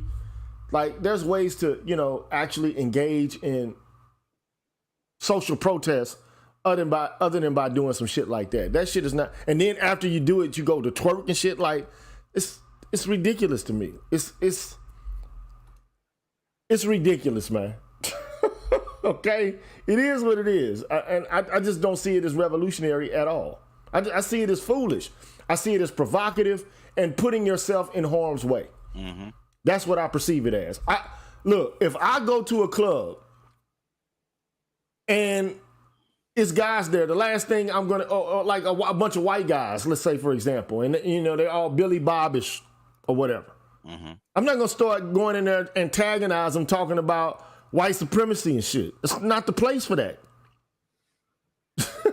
I went to it. Look, a few colleagues of mine took me to a steakhouse north of Huntsville, Texas. The steakhouse is beautiful. I mean, in terms of like the food and shit. Mm-hmm. But I didn't see nobody that was dark at all in that motherfucker. No brown, no black, no nothing. Just a whole bunch of white motherfuckers. Yeah. I was in that bitch quiet, man. I'm like, because I don't know what the fuck is going on here. Like, I don't know where I'm at. I don't know what these motherfuckers' dispositions are. Mm-hmm. I don't know what their political thoughts are. I don't know if this is sundown town or not. So I'm not going to say shit to draw undue attention to myself. You feel what I'm saying? Mm-hmm. Now, if women are consistently saying things like this, we're exposed to danger. We're vulnerable. Well, then, like, come on, man. Just they don't act like it, though. You don't act like it because let's face it. Here's the truth, man. And I said this the other day. Okay, so you can make matter-of-fact statements or propositions about the world, and you can make relations of ideas propositions about the world. Mm-hmm. Matters-of-fact propositions describe the world, and they can be determined whether they're true or false by gathering empirical evidence. Mm-hmm. But relations of the ideas are truths that are based upon the definitions of terms and logical consistency related to how you elucidate, or evince the truth out of those, ideas, okay? Through logic, or deductive reasoning, or something like that, okay? But if you say something like, okay, well, women are subjected to danger everywhere, and the reality is the world is a fucking dangerous place, man. The world is dangerous. And guess what? The world is more dangerous for men than it is for women. Mm-hmm. This is a fact. I mean, in general, okay, and women live longer than men, okay? They have a higher life expectancy. Now, this could be based upon a variety of factors. I don't want to reduce it to, like the idea that they're not subjected to violence, because I do think that there are women who are subjected to violence. But I mean, at the end of the day, let's just face it, women live longer than men. Typically, people who are oppressed live longer lives. They just do, okay? there's more women than there are men in the population. Typically, people who are oppressed or subjected to like extreme amounts of violence, they're less numerous in population, okay? And when you look at violence and death, men are generally more likely to die from causes related to violence, like homicide and war. I mean, it's just a fact. Now, I'm not saying women don't have unique issues and problems. They do, okay? But the reality is that the world is a far more dangerous place for men than it is for women. It's just a fucking fact. Yeah. And women will generally get the benefit of the doubt. Yes. Unless, of course, they're just so fucking over the top. And this woman is over the top. Let's face it. Mm-hmm. She's over the top. And this is why I say wisdom, providence, and a good disposition can keep you out of trouble. Okay? Virtue can keep you out of trouble. And in this instance, this woman doesn't exhibit, I would consider to be the appropriate amount of virtue, and she doesn't understand the right place and the right time to engage in social protest or to be indignant or to, the appropriate way to express her indignation at injustice. Like going in a drunken stupor at the club or on, like, say, for example, Bourbon Street ain't the place to be calling out the patriarchy and slapping motherfucking random white dudes in the face. Mm-hmm. Just not intelligent. And I, for damn sure, no, going to a club with a bunch of motherfucking, a bunch of dudes, man, whether they like immigrant black dudes or whatever, that ain't the spot for you to be fucking like calling out the patriarchy and shit with motherfuckers trying to drink and have a good time and come on the chicks. It's not the place, man, for you to be talking about the patriarch and, like protesting. I can see if you were there in an official capacity standing outside of the club with a bullhorn and a sign saying, hey, guys, I want to make you aware of what the patriarchy is and how harmful it is and shit like that. Okay, that's one thing. But it's another thing for you to, be talking to a guy and then you tell him, like, look, I'm good, I'm chill. I want you to have a good afternoon or a good evening. But like, I'm not interested. I got a man or some shit like that. Yeah. What are you doing at a straight club starting fights with men? though? That's really that doesn't make sense to me. And then cry about it. You play stupid games, you win stupid prizes, man. Mm-hmm. I don't see any like evidence that somebody approached her for her number and she rejected them. Like that narrative that she used as to why she got hit. I think that we can toss that out the window at this point. But she is an agitator, like D said. She's an agitator. I'm not saying that she should have deserved to be subjected to any kind of violence. I'm not saying that, okay? But all I'm saying is that the likelihood that you will be free from that type of phenomena is to, not to draw it up, on yourself unnecessarily. You could draw that type of fucking energy to yourself. Yeah, you can. I'm not gonna say it because if this was any one of us doing what she did, we got hit on the side of the head. Yeah. Motherfuckers would find it funny. Yeah. Right. And what happened? My opinion of it, and people can call me insensitive if they want. Somebody got to get hit on the side of the head with a brick so the other bitches don't do it. Period. Straight up. Because if we're gonna protect all the heads from getting hit with bricks, then chicks gonna feel like, yo, I can keep going out here doing the same dumb shit. So somebody got to get hit with on the side of the head with a brick, so the rest of the women be like, damn, I don't want to be like her. Let me chill out here in these streets. Period. It got to happen to somebody. Yeah, I would like to see them rewind the tape 5 minutes to see what happened before, though. Right. I would love to be a fly on the wall. Right. To see how that occurred. I mean, at least one should be okay. That's good, but somebody had to get hit. It had to happen. Yeah, well, just like somebody had to get hit with a skateboard. Yeah, she survived the encounter with no cuts and with all her teeth and all. Oh, she's super good, man. Look, with a brick, you're gonna lose something. It's cats out here get hit with hot lead and ain't no coming back. The motherfuckers paralyzed. Look. I done been in some battles, man, where like some of the shit, like you said, I done lost teeth fucking around in a fight. You feel me? Yeah. Right. Like real shit, like, you know what I'm saying? Like, goddamn, this has been like a straight brawl. Listen, you get hit. And so she Gucci, as far as I'm concerned, really, you got away light, lady. Right. Yeah, she did. She got away clean. You listen, you gonna remember that brick before you go out there and do some other shit. Like, you know what I'm saying? Like, you know what? Never mind. I changed my mind. I ain't even going, you know what I'm saying? Let's go home.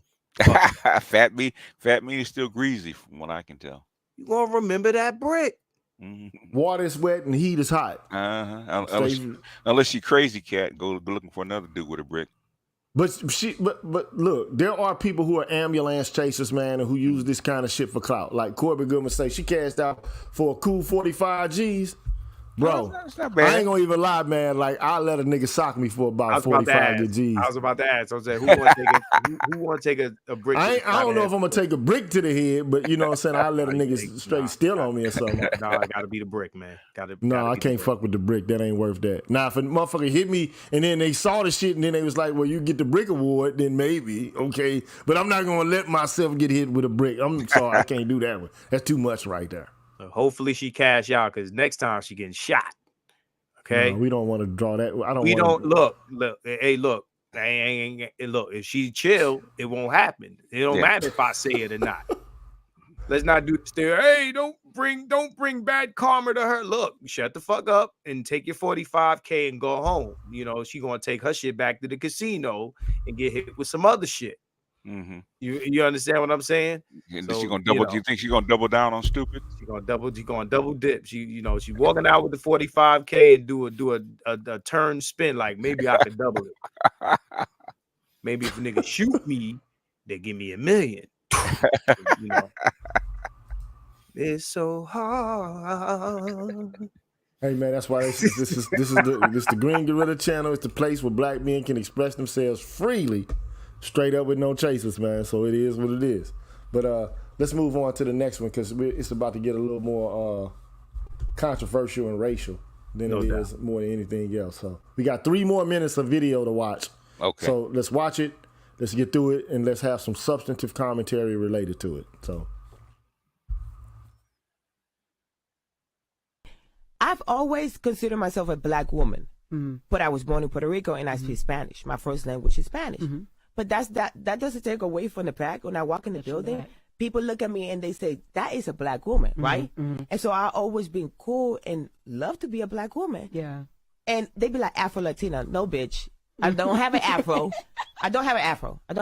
And I am a black woman that was born in the island of Puerto Rico that speaks Spanish. And all right. I feel her. So I paused it here. So she got arrested 6/12/2023. She was arrested by Sunrise. I think this occurred like when she was backstage at some event. Okay. Her sex is female. Now you see the race, right? And they got the arrows pointed to it. Yeah. Why is it that these immigrants who have African ancestry, man, are being categorized and classified as fucking white? You know why? Yeah, wherever they're born at, like there was a professor that said the same thing. He was actually born in Egypt, and he's black, and he had to go to court for like 5 or 6 years to get himself listed as black, because they designated him as white. Yeah, I remember that Egyptian. Yeah, I remember that guy. Yeah, so basically, if you're born in a certain place, then you get listed as white. So you get categorized as white. I just did a stream on this. Remember, we was talking about Caucasian Latinos. Yeah. Right now, a lot of them assume that, right? But there's also where they categorize that to keep that census. The way that sometimes in BGS, I'm sure you've thought about this. How true, like when they talk about how many black people are really here, the percentage of people here that are black, right? How real is that? all these years that go by, and it's like the It's percentage of black people don't go up, like with all this. it's fairly close. It's fairly close. They could be lying, but the thing is, they don't. As far as race is concerned, they really don't go by the census. They actually go by birth certificates. Right, but again, if you're calling somebody like her white, that boosts the white numbers. Yeah. So it's one thing to say raw numbers, how many black people here versus how many white people, but it's another thing to say percentage, because you keep the percentage up by calling people or giving them honorary white status. They've been doing that for a long time. They didn't split Latinos and Doc knows this. They didn't divide Latino from white until 1970. And I'm interested. So I got a colleague. I don't know if he's here or not. I don't know if he decided to continue watching this because it might be too much for his ears or whatever. But I mean, he's a good-natured guy. Been cool with him for a long time. What race do you see on like a driver's license for Asian? I mean, is it Asian? Is that what you see? Yeah, it is Asian. Yeah.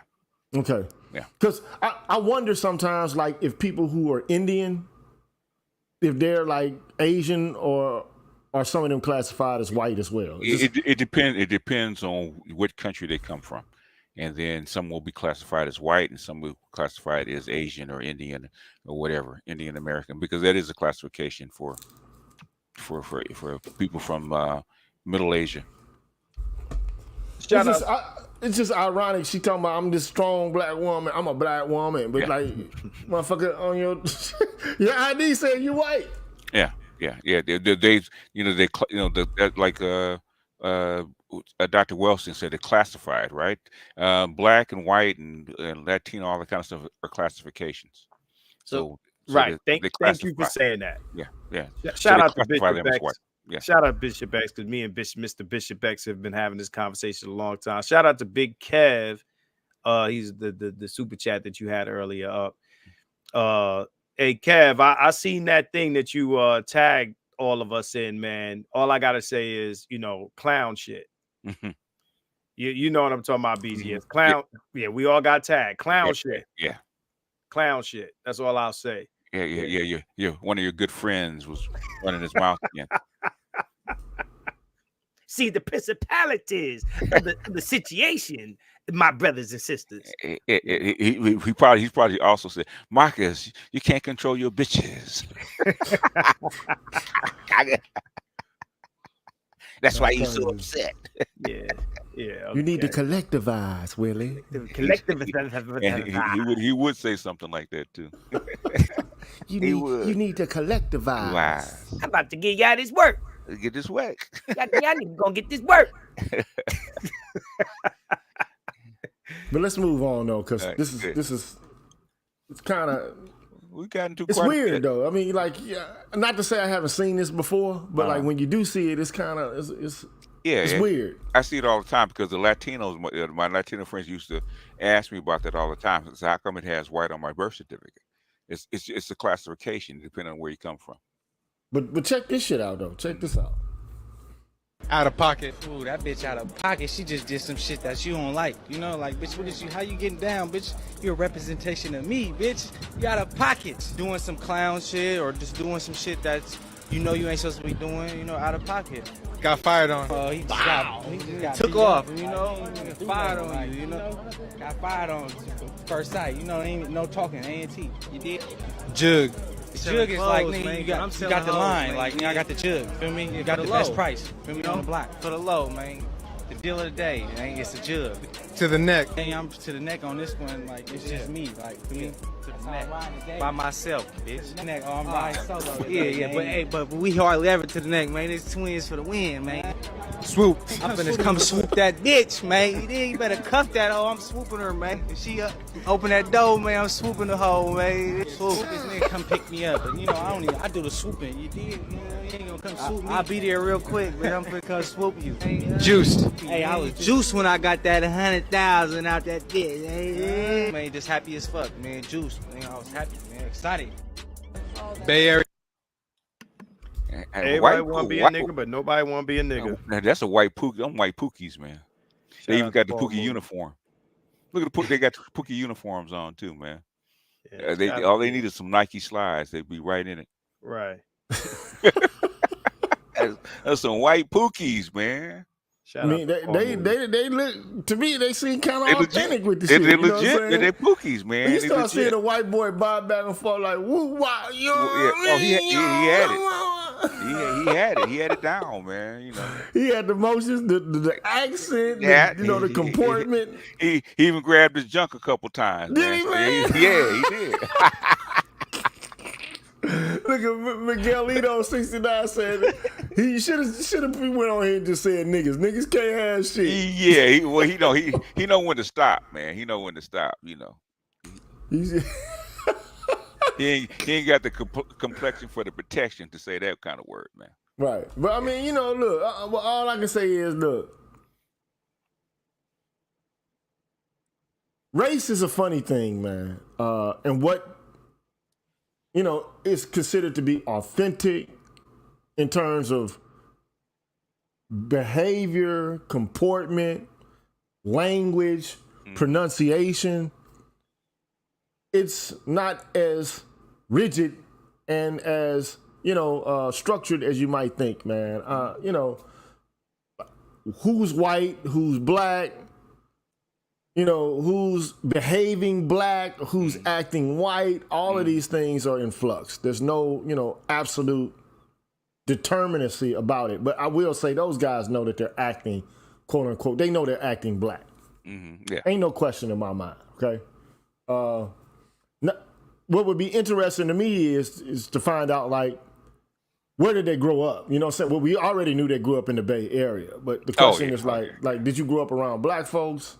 It's mixed. It's mixed. Bay Area, it's mixed. So yeah, I don't know. I'm not from the Bay, so yeah. Okay. Yeah, it's mixed like that. So they integrate with everybody because the Bay Area is really small. Okay, Bay Area is almost like like New York City. It's small, so you're gonna bump shoulders with everybody. Okay. So that's not a use. Well, I want to say the tangle pathology is real, sir. If you listen to them talk, I said that's the tangle pathology, sir. That is Pookie behavior. That's lower class black culture. But it's been popularized by hip hop music and shit like this, and like movies and TV. Mm-hmm. I don't know, man. But Marcus, you got anything to say about that? Everybody want to be a nigga, but nobody want to be a nigga. Nobody want to die, huh? Yeah. You know what I'm saying? Like I said, rest in peace. What's his name? Paul Mooney. Rest in peace, Paul Mooney. Everybody want to be a nigga, but nobody want to be a nigga. I want to see what he'll say what they'll say when cops roll up on him, and see if addiction changes. Right. You know who else fucks me up with this kind of behavior? Who's Let that? me show you this shit. Let me show. I can show you better than I can tell you. And this girl here, man. You ever seen her before?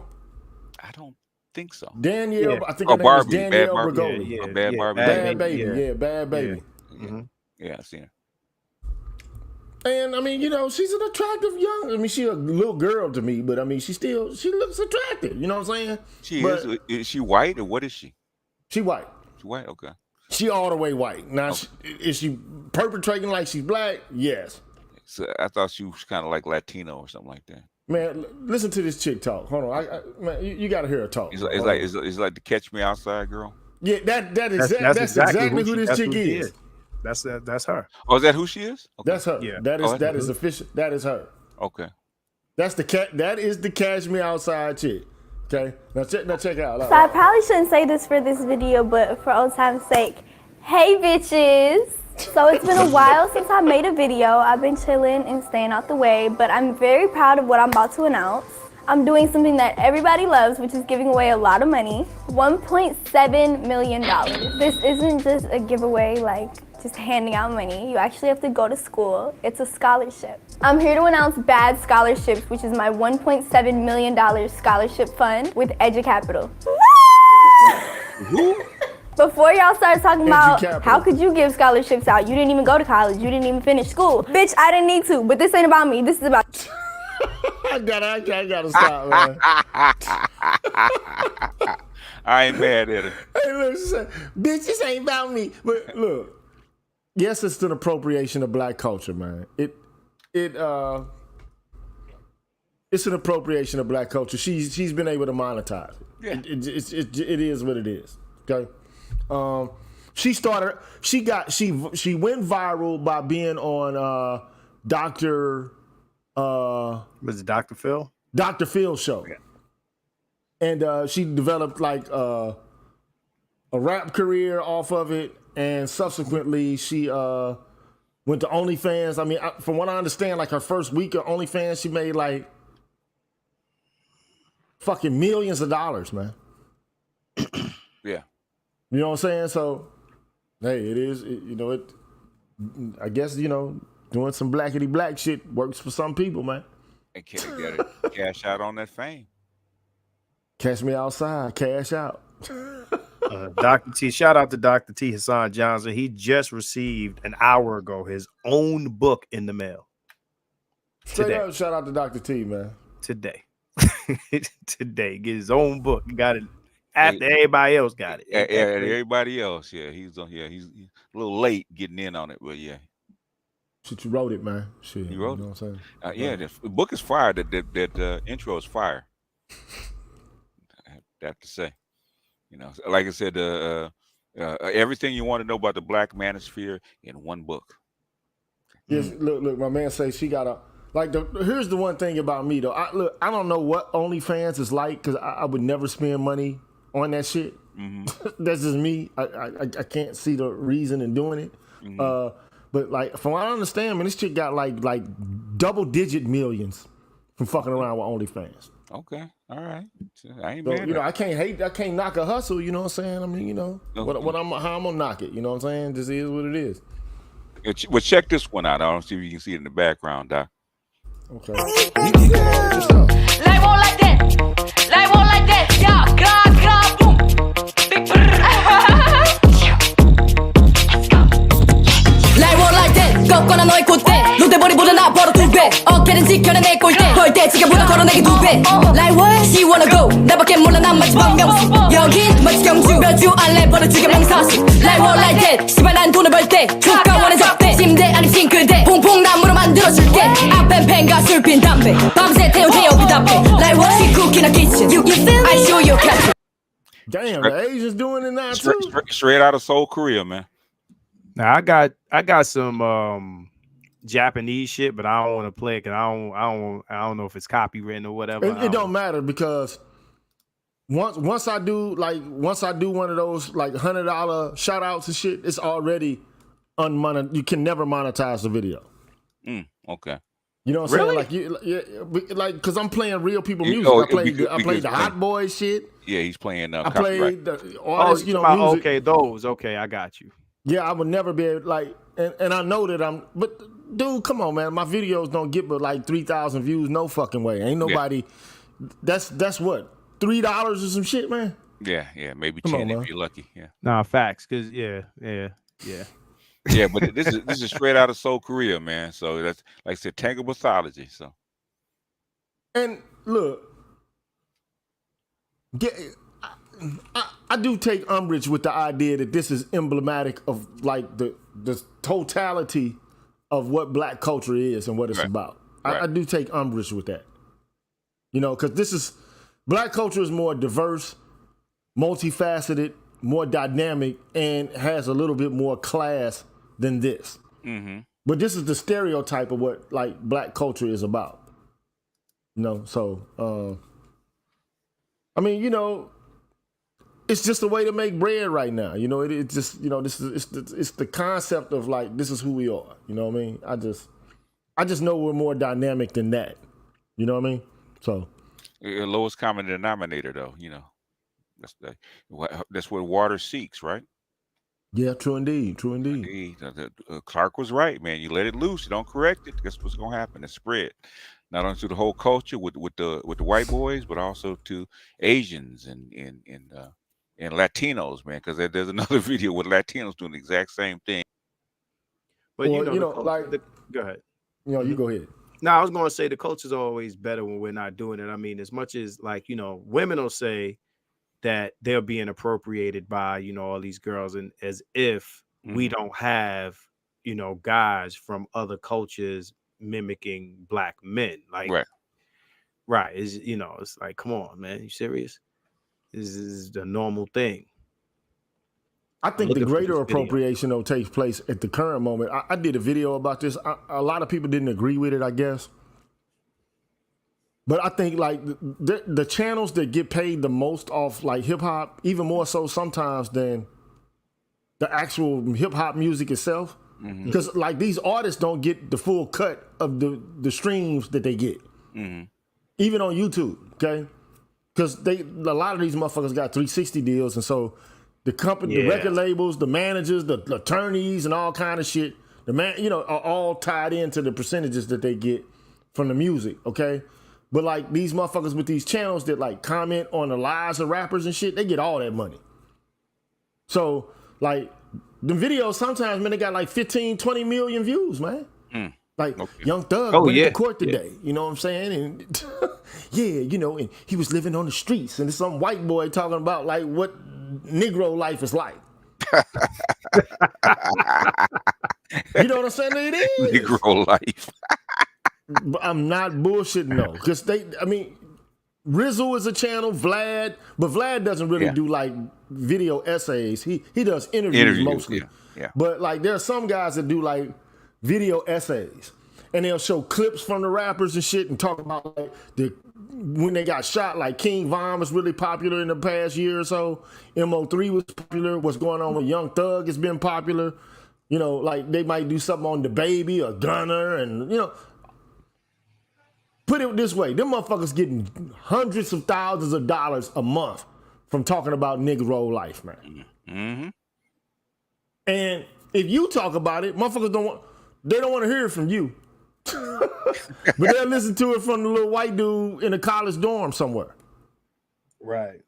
And that's the thing. And I do think it's exploitative, because you don't even, dude, you ain't never been to 63rd, bro, in Chicago.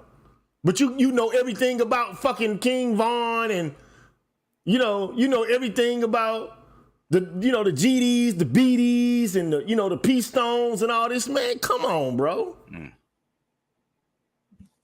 Come on, man. It's just it fucks me up, man. But anyway, shout out to Beretta. He says we should own every facet of our culture. I've been telling black hoes to own ratchet behavior for this exact reason. We are the culture. I just, but shout out to him. I don't think you can own culture. I mean, look. No, you can't own culture. And so there's. We should be able to monetize it to the max, though. We can. Yeah. But that's been the problem from the beginning, is that we don't have the mechanisms in place to monetize our own cultural products the way other people can. Yeah, that's true. Yeah, that's the issue. But go ahead. Who's whoever wants to show you that? Hear me? Go ahead. Yeah. I got this shit turned down. What's going on with my headphones? Technology, Marcus, can you use it? Yeah, show that shit, man. All right, gearhead, come on, man.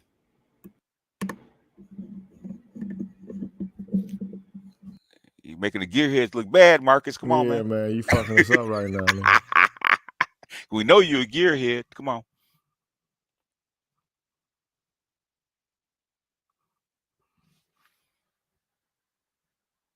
It's not playing. Maybe it's not playing. Is he there? Yeah, I don't know. He might not be there. All right. But anyway, if that's the case, I'm gonna make myself bigger. Okay.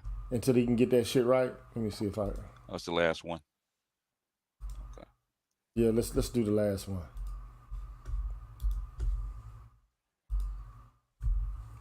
A man scaling a 19-story burning building in Philadelphia with the hopes of reaching his mother trapped inside. Wow. I'm not just going to sit there and let my mom die. Sometime after 9:30 p.m., Jermaine received a call from his sister saying his 65-year-old immobile mother couldn't make it out of her apartment on the 15th floor. Jermaine rushed to the scene, but police had blocked off the front door. Climbing the building's fenced-in balconies, wire cutters in hand. Now look, I don't want to hear too much niggas ain't shit. Right. I don't want to hear too much more niggas ain't shit. They don't protect. Yeah. Man, just imagine them. Look. And his name would have to be Jermaine, wouldn't it? With Joe, yeah, right. Blame it on Jermaine. Right. But just imagine, you know, that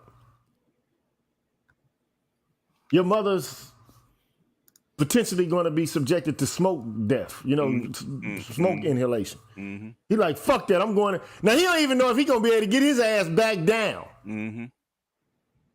But he done start scaling the fucking building to get to his mother. How's that for some fucking protection?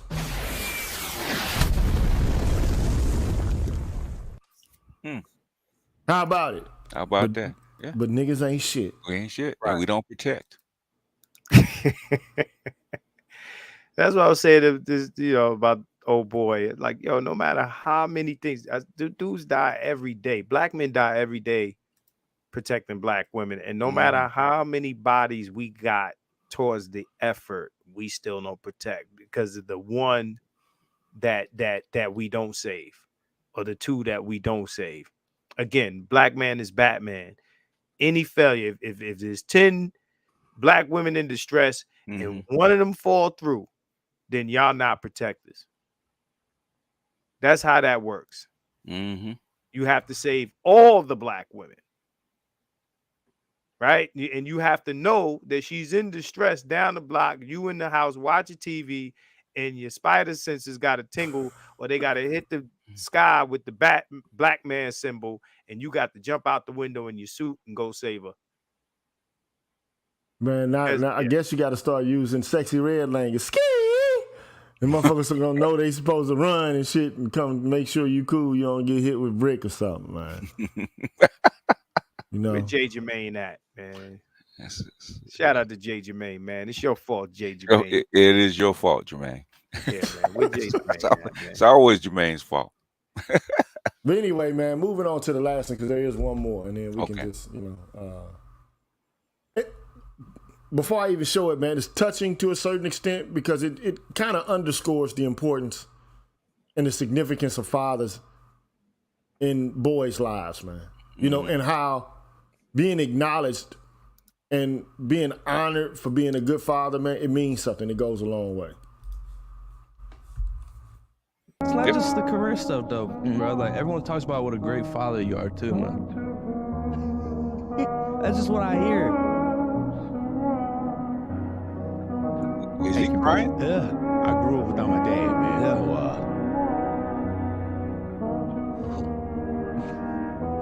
So, You're amazing. You're amazing. Yeah, and nobody ever told him that. You can see that nobody's ever told him that. Yeah. You can tell. Everybody talks about how good a father you are. Like, most black men are told that they're not good dads, man. Yeah. But somebody pull up the info on that, because like when it comes to black men's participation in their children's lives, it's like we're among the most present. We are. The CDC, it was about 3-4 years ago. Maybe CDC. I can find that. Black men, let me see. The most involved fathers, CDC. Yeah. Oh, you got it. Okay. Yeah. Should come up. Contrary to popular belief, black fathers are more involved in their children's lives than white and Hispanic counterparts, according to the Center for Disease Control. Yeah, that's it. I want to see it though. This might be too long, but let me see if I can. I think they have a link to the study. I used to have it. It's in my archive someplace, but I don't think we have time to dig it up. Yeah, so I see the actual report, but it's not making an explicit reference to race. So I have a Forbes article that kind of is a piece of secondary literature associated with it. So Yeah. Damn, it's asking me to sign in. Now it's popping up. Okay, hold on. I think there's a whole bunch. There's a bunch of publications that you reported on it. So, while they're doing that, I just want to let everybody who is in the chat, who is a patron of mine, know that I will be on tonight. So look out for that notification. It's going to be same bat time, same bat channel. Okay. Right. I will be on. So yeah, man. And once I get off of here, I will be posting some other stuff before the live. But you know, is it gonna be hot tonight, man? Or you just we cruising into level 2? I can't tell you before we get there. You know, I done fired off on Wednesday, you know, because the brick thing, you know what I mean? You know, because it's Wednesdays and Saturdays now. So, you know, I done shot off on this whole brick thing because I needed the world to hear that, man. But we gonna be on there, man. You know, it's Patreon, so you know I ain't worried about playing no music. That's one of the things I definitely want to do. I want to throw some copywritten music in my stream on the private tip. You know, well, you know, it don't matter. My suggestion to you is this: like no cap. 9 times out of 10, the money that you're gonna make from AdSense is gonna be minuscule in relation to. Nah, but we talking about Patreon. I'm talking about Patreon. I got it. I get it. And I don't think will they stop you in midstream? If so, no. If they don't stop you in midstream, then it's no big deal. Nah, yeah, typically, this is what happens, right? Mm. Usually with music, they won't end your stream. Yeah. But if you got like video from a major network, like a cable provider or something like that, like HBO, Cinemax, they'll flag it like quickly. Yeah. Viacom, they'll shut you down. It's happened to me twice. Yeah, what I did it maybe a couple of weeks ago, but the thing is, StreamYard has what they call a webinar. You can get up to like 250 people in. It costs like $40 something a month, but that's the only way you can actually do it without getting your stream shut down. So you know, like the next time I do a stream, I'm gonna play Bilal's Sometimes, which I think is a dope ass song. You know what I'm saying? And I just want to do a stream with that opening it up. You know what I'm saying? Okay. Yeah. Because it's a song. Like the first time I heard it, my boy turned me on to it. It was like, man, check this shit out. This is like 20 years ago. Okay. And I heard it, I was like, damn, that's some dope ass shit. It's an R&B song from a black male perspective. You know what I'm saying? Which you typically don't hear unless it's talking about I love you, baby, or some shit like that. This in this record, this motherfucker like, man, you tripping, motherfucker. And it's about more than just her though. But you know, the whole point is it's a dope ass song. I want to play it. But anyway, the Salon article is talking about the article from the CDC. It's time to give black fathers the credit they deserve. Stop capping on black men, man, and talking about how they deadbeats and how they're not involved and so on and so forth. And I guess the article is kind of loosely centered around Serena Williams and them daddy, Richard, you know what I mean? Mm-hmm. But we've been characterized as absent, uninvolved, uninterested.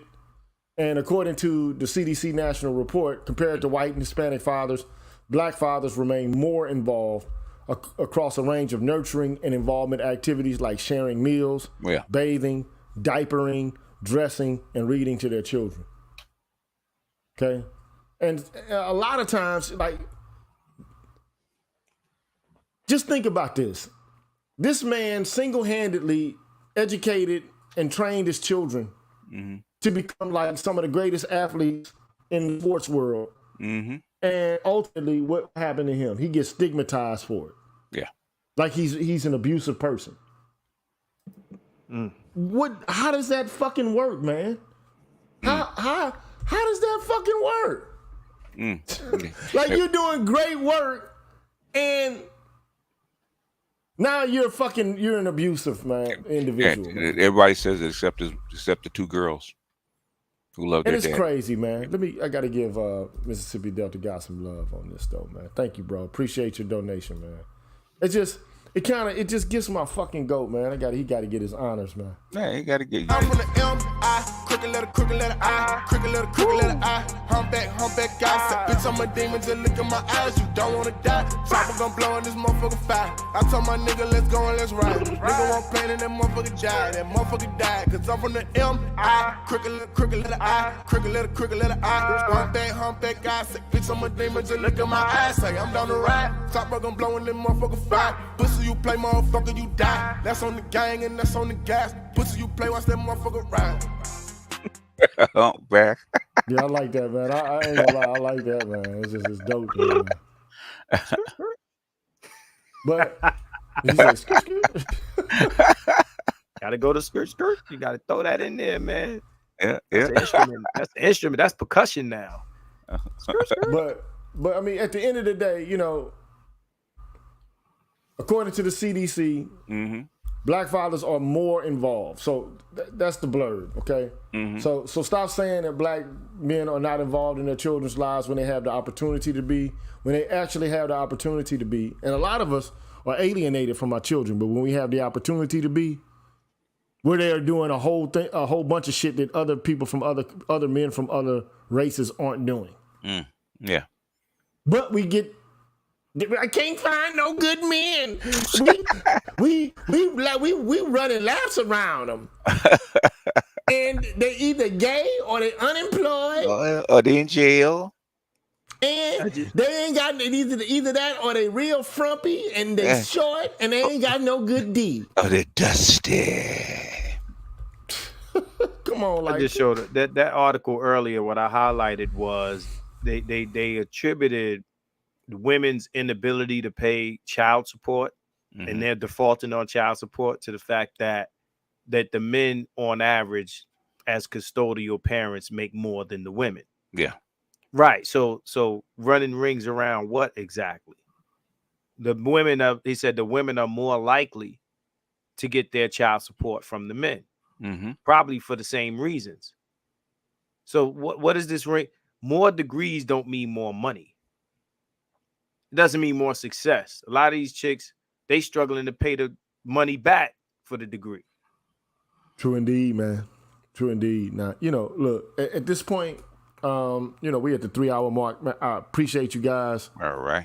You know, coming in and spending some time with me. I know y'all got things y'all got to do on your own unilaterally.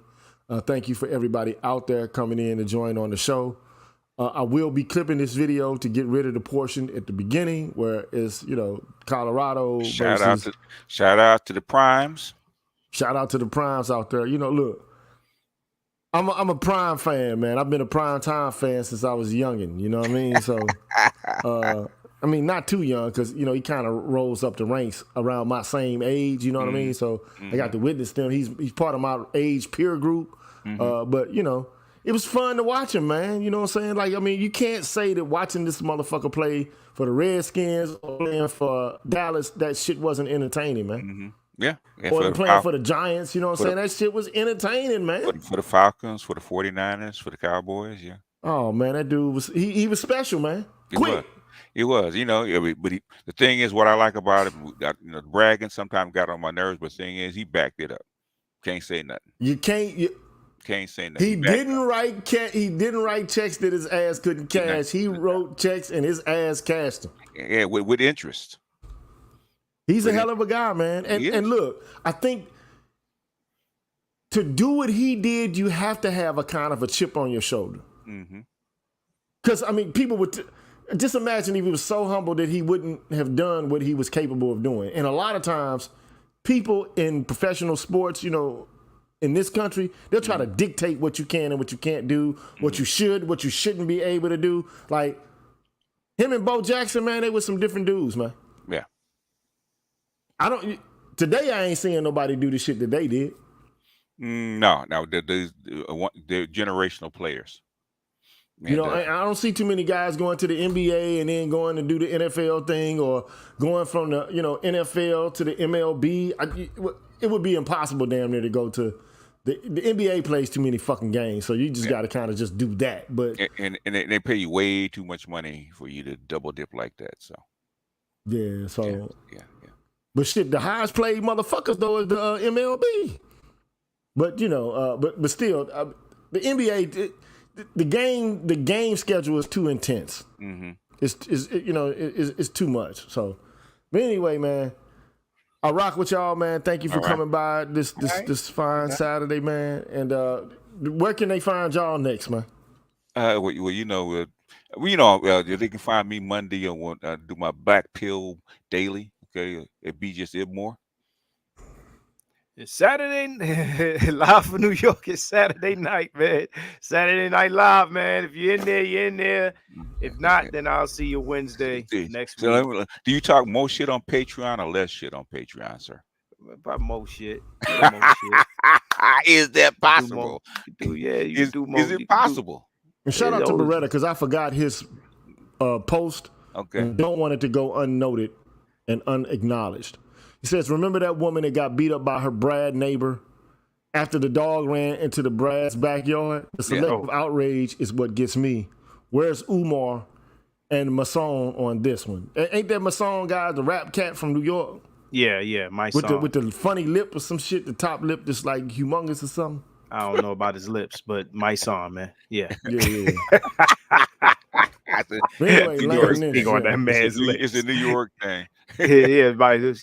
He's super pro black, my son. Yeah, but man, I actually might tone down the YouTube to turn, so I could just turn up on the man. But this it got to be too many things that I couldn't post on. Okay. On YouTube, man, because they was hitting me with the 18 pluses and all of this and all that. So I'm like, all right, man, I got to do the Patreon thing now. Oh yeah, I feel you. I feel you. And that's thing. Right, and that's where I'll be, doing like me and what's her name was talking earlier about podcasting. So she was like, let her know. So that's gonna be like we're gonna be in the same room talking back and forth, man. I'm trying to change the format of this. Yeah, I've been a fan of hers for a long time. So yeah, tell her I said hi. Yeah. Hey, look, you can tell her yourself. I don't know who she is, man. Show us a picture of the lady, man. Well, right now, let me see if I find a clean one for him. Yeah, don't put no porn up, man. Crooked letter I. Humpback, I, quick letter, I. You fuck with me, nigga, then you gonna die. Yeah, I like that shit though. I thought that was dope the way he did it though. Yeah, I put the little, the Mississippi mascot and shit up there. I was like, I gotta do that one. I got one for more people, but they ain't came and chimed in yet though, so I can't show it for them. You know what I'm saying? Until they chime in. And Mississippi Delta, he was rolling on the floor when you did that. Yeah, that shit. Yeah, I thought it was dope that's the first one I did was his.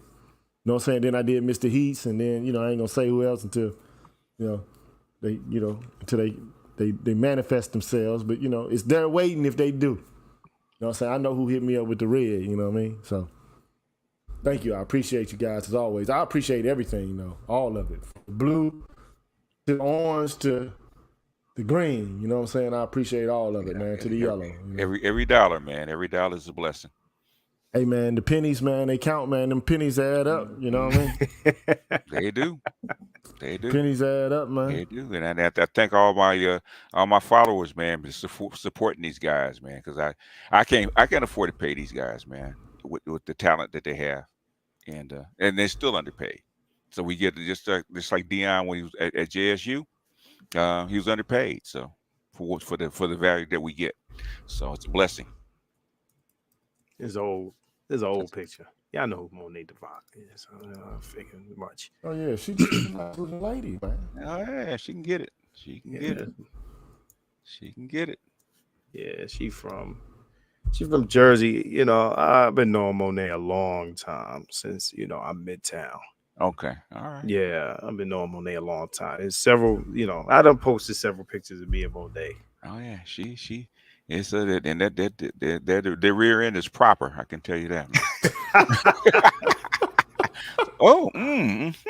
Okay, all right. Yeah. So shout out to Monet, man.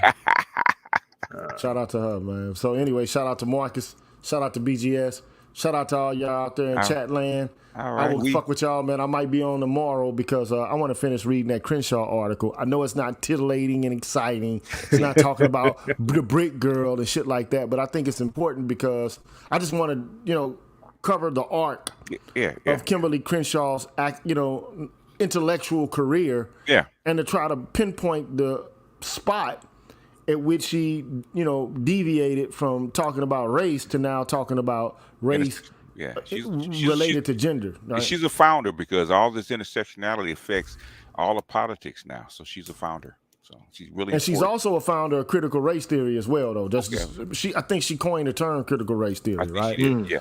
So, stop saying that these people are dumb. Kimberly Crenshaw by far is not an unintelligent lady. She's not. She's Ivy Leaguer, yeah. She's not like ignorant. Okay, now you might not like the conclusions that she reaches, but to me, it's important for you to understand her actual arguments, so that like if somebody presents something that is erroneous, you can say, hey, well, and so I want to arm you with knowledge and information such that you know more than the people who say that they know more than you. You know why it's important, Doc, is because the process she went through changed our culture, okay? It did. You can't deny it because it's throughout the whole culture. It's part of the woke culture. Woke culture is based on intersectionality, right? So it changed our culture. Thing is, if she did it, if we know how she did it in the process that she did it to change our culture, we can follow the same steps. Maybe not to the same degree as far as changing culture, but we can do some of the same things. That's why it's important. Okay, that's why history is important. It really is. And I think on some level, the Black manosphere is doing something very similar to what she did. Maybe not to the same extreme, but thing is, to some level that we're starting to change the culture bit by bit. Slowly. Yeah. And not without a lot of finger pointing, name calling, a lot of labeling. Yeah. And some of the shit that we say is a little regressive. Look, I'll be the first to admit it, but I think that it ought to be said. Yes. Even if it's wrong, people in a society that's predicated upon free speech should have the capacity to say shit that's politically incorrect, that's incorrect, right? And that, might even be a little fucked up. You know what I'm saying? Like, even a racist, I think, should have the capacity to say something. But what it says, they're both subtle and gross. Right. Yeah. That's my viewpoint. Like, let the public without all of the, the public ridicule and the cancellation, because I think that's a form of mob justice. And I don't think it does. It doesn't work in service of making our culture more, I guess, progressive and intellectual and, more, I don't know, arcing towards more just. To me, it makes us fanatical and despotic. It's a liberal culture, and it's not an authoritarian culture like the Russians, Chinese, and in some parts of Africa, right? It's not authoritarian. So, and that's what we're based on. That's what we thrive on. So, I think that if this is our culture, we should actually embrace it. Hey man, let's do it. Let's keep it going. But anyway, man, appreciate y'all for coming in and fucking with your boy today. Y'all on the next one, man. Yeah, and like I say, tell Monet I said hi. Okay. He got that. Well, you in the Patreon, man. You tell it yourself. All right. And you too, motherfucker.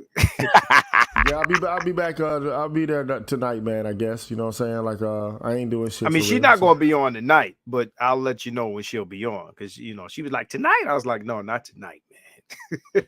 For sure. Yeah, we'll go ahead and do your thug thizzle, man. Y'all both, man. Thank y'all for fucking with your boy today, and I'll holler at y'all on the next one. Straight up. All right. Peace.